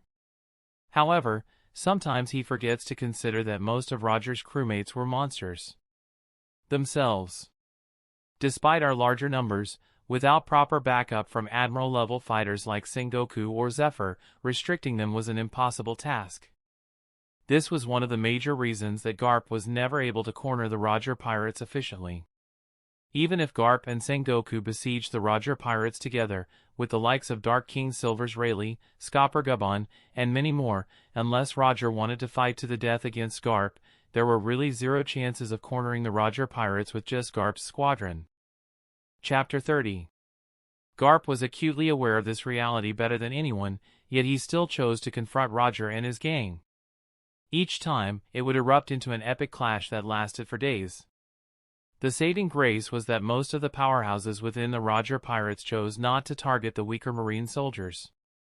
When Roger and Garp clashed, most just watched from the sidelines, as if Garp's crew and the Roger pirates had formed a tacit understanding. Even when they clashed under Garp's orders, the fight was to restrain the enemies because he knew that if their entire crew fought to the death, perhaps only Bogard might survive, while the rest, including me, would surely perish. It wasn't that I hadn't crossed swords with monsters like Rayleigh to measure the gap between us, but every time, he would simply swat me away like a fly. The difference was like a gaping chasm, unfathomable and daunting. "Wait, are you deep in thought, Ross?" Bogard couldn't help but ask, noticing my contemplative demeanor. "The tides will soon start to shift, Bogard-san." "The world is changing," I replied, collecting my training equipment, including all the weights, and walking towards my designated cabin to prepare for another encounter with the Roger pirates. It took us another 3 days to reach Saint's Island, and luckily for us, HQ had notified us that the Roger pirates had yet to leave the island. As we approached the island, I observed a remarkable sight. A large number of ships lay anchored along its shores. Most of these ships bore the Jolly Roger of pirates, while others belonged to certain kingdoms and merchant vessels. However, unlike other pirate-infested islands where chaos and violence reigned, Saint's Island exuded an air of tranquility. Amidst the array of ships, my attention was immediately drawn to a majestic vessel, the Oro Jackson. This three-masted galleon stood out with its imposing presence and intricate design. Its sails billowed in the wind, and its hull gleamed in the sunlight, showcasing the craftsmanship that went into its construction. The Oro Jackson would later become renowned throughout the world as the only ship to have traveled across the entire globe. As it was a neutral island, Garp also did not want to create any sort of conflict. Our marine warship came to a stop a mile away from the port, adhering to this principle. The pirates on the island had also noticed the imposing marine warship anchored a mile away from the shore of Saint's Island. I had already detected movements on the Oro Jackson using my observation Haki, but I was certain that the Roger pirates were already aware of the identity of this marine warship despite its broken figurehead. Within a few minutes, the Oro Jackson raised its sails and slowly started moving in the direction of our ship. As the Oro Jackson drew closer, Garp stood at the forefront, mentally prepared for a potential conflict. I spotted Gold, Roger, the future pirate king, majestically standing on the Oro Jackson's railing, carrying Ace on his hip. Roger's presence was commanding, exuding an aura of authority and power that seemed to envelop the entire ship. His legendary status was evident in every movement, every glance, as if he was a force of nature personified. As the Oro Jackson drew nearer, I could see Gold, Roger, the pirate king, standing tall and imposing on the ship's railing. His presence commanded respect and awe, with an aura of authority that seemed to radiate from him. Ace, his cutlass, rested casually on his hip, a testament to the bond between them. But it wasn't just Roger who caught my attention. His first mate, Rayleigh, stood beside him, his expression cautious as he eyed Garp and the rest of our crew. I could sense an air of tension emanating from him, as if he was wary of the potential consequences of a confrontation with Garp. "Roger, are you sure about fighting Garp now?" Rayleigh whispered, his voice barely audible over the sound of the waves. "We still haven't ascertained your current condition. It wouldn't be wise for you to clash with Garp before we exactly figure out what's wrong with your body, and if the Marines knew, then it would become troublesome." Roger's laughter rang out, carrying across the distance between our ships. "Ha ha ha, Rayleigh, you've disclosed the information yourself despite being so cautious," he remarked, his eyes flickering towards me with uncanny precision. I felt a chill run down my spine as our gazes met, as if I was being weighed down by the entirety of the ocean itself. Yet, I refused to back down, meeting his gaze head-on despite the sweat beading on my back. "Roger!" Garp's booming voice echoed through the air, and the overwhelming pressure on me receded like a retreating tide. In that brief moment, the vast difference between us became glaringly apparent. He was an absolute monster, much like Garp himself. "Garp! You've certainly found yourself quite the recruit," Roger remarked with a hearty laugh. He's solely for the opportunity to face Roger in combat, and hearing that even Roger had praised me ignited his battle lust like a raging tornado. Roger, unperturbed by the exchange, was curious to see how much I had grown in recent months. He didn't intervene, as long as the skirmish didn't escalate into a death match. "Roger! I have no intention of disturbing the peace on this neutral island. If you're not a coward, follow me. I've found a good spot with a chain of islands where we can go all out without holding back," Garp declared, goading Roger into a confrontation. Sensing something amiss in Rayleigh's reaction, Garp wanted to ensure that Roger engaged in battle rather than attempting to flee. "Very well, Garp. We can fight to our heart's content. No one will intervene. I hope you'll join our banquet after the fight," Roger replied with a hearty laugh. "And perhaps you can bring the kid along." With a few instructions from Garp, the marine ship began to move towards the designated battlefield, followed closely by the Oro Jackson. Garp had already received multiple calls from Kong, which he chose to ignore, urging him to wait for reinforcements, but both Sengoku and Zephyr were occupied, and Kong himself couldn't make a sudden move so deep into the new world. So I knew the so-called reinforcements would take a long time, and Garp was not patient enough to waltz such a long time. "So you want to fight him?" Bogart's voice came from my side, indicating that he too sensed the battle intent emanating from me. I began undoing my sword belt and handed it over to Bogart, who shot me a questioning look at my action. "Oh, I'm just worried that those monsters would end up killing me if I cut down one of their own. My blade is meant for killing, I'd rather fight him with my fists. People might forget that I am Garp San's student if I rely too much on my sword," I explained. I knew that killing Douglas was not an option. I couldn't disrupt the fragile balance that Garp and Roger had established, nor was I foolish enough to believe I could challenge someone as formidable as the Dark King and the rest. Bogart squinted his eyes and gave me an ugly look as I handed him my sword. As my swordsmanship instructor, everything I had learned about blades during my time in the Marines had come from him. Fine. But don't you dare lose. You know how Garp-san will punish you if you fail, Bogart warned. He understood how much I had grown in strength and could also vaguely estimate the power of the young man challenging me. Thus, he had an idea of who would likely emerge victorious in the fight. On the Oro Jackson, everyone eagerly observed the preparations for the upcoming confrontation, with one exception, Silver's Rayleigh, the first mate of the Roger pirates. He entertained the idea of silencing me, knowing that I had eavesdropped on their secret about Roger's condition. However, he ultimately shook his head and sighed. "Rayleigh, don't try anything stupid. Garp will hunt you to the end of this world if you harm the child under his protection. Even I may not be able to save you from his wrath if you cross that line," Roger cautioned his friend, understanding his first mate's line of thought.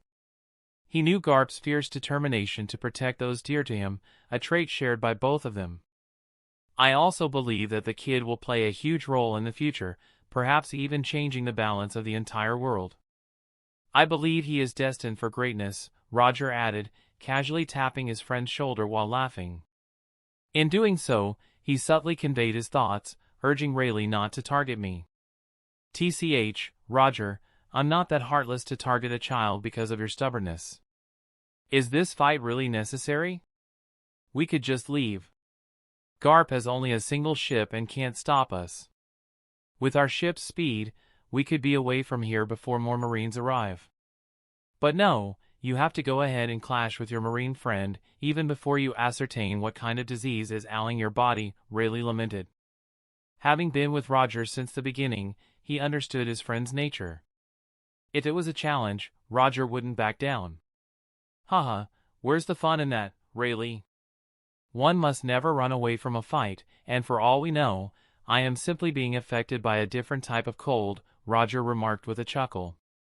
He understood that his friend was worried about him, especially since the doctors at the infamous Saint Island were unable to diagnose his condition.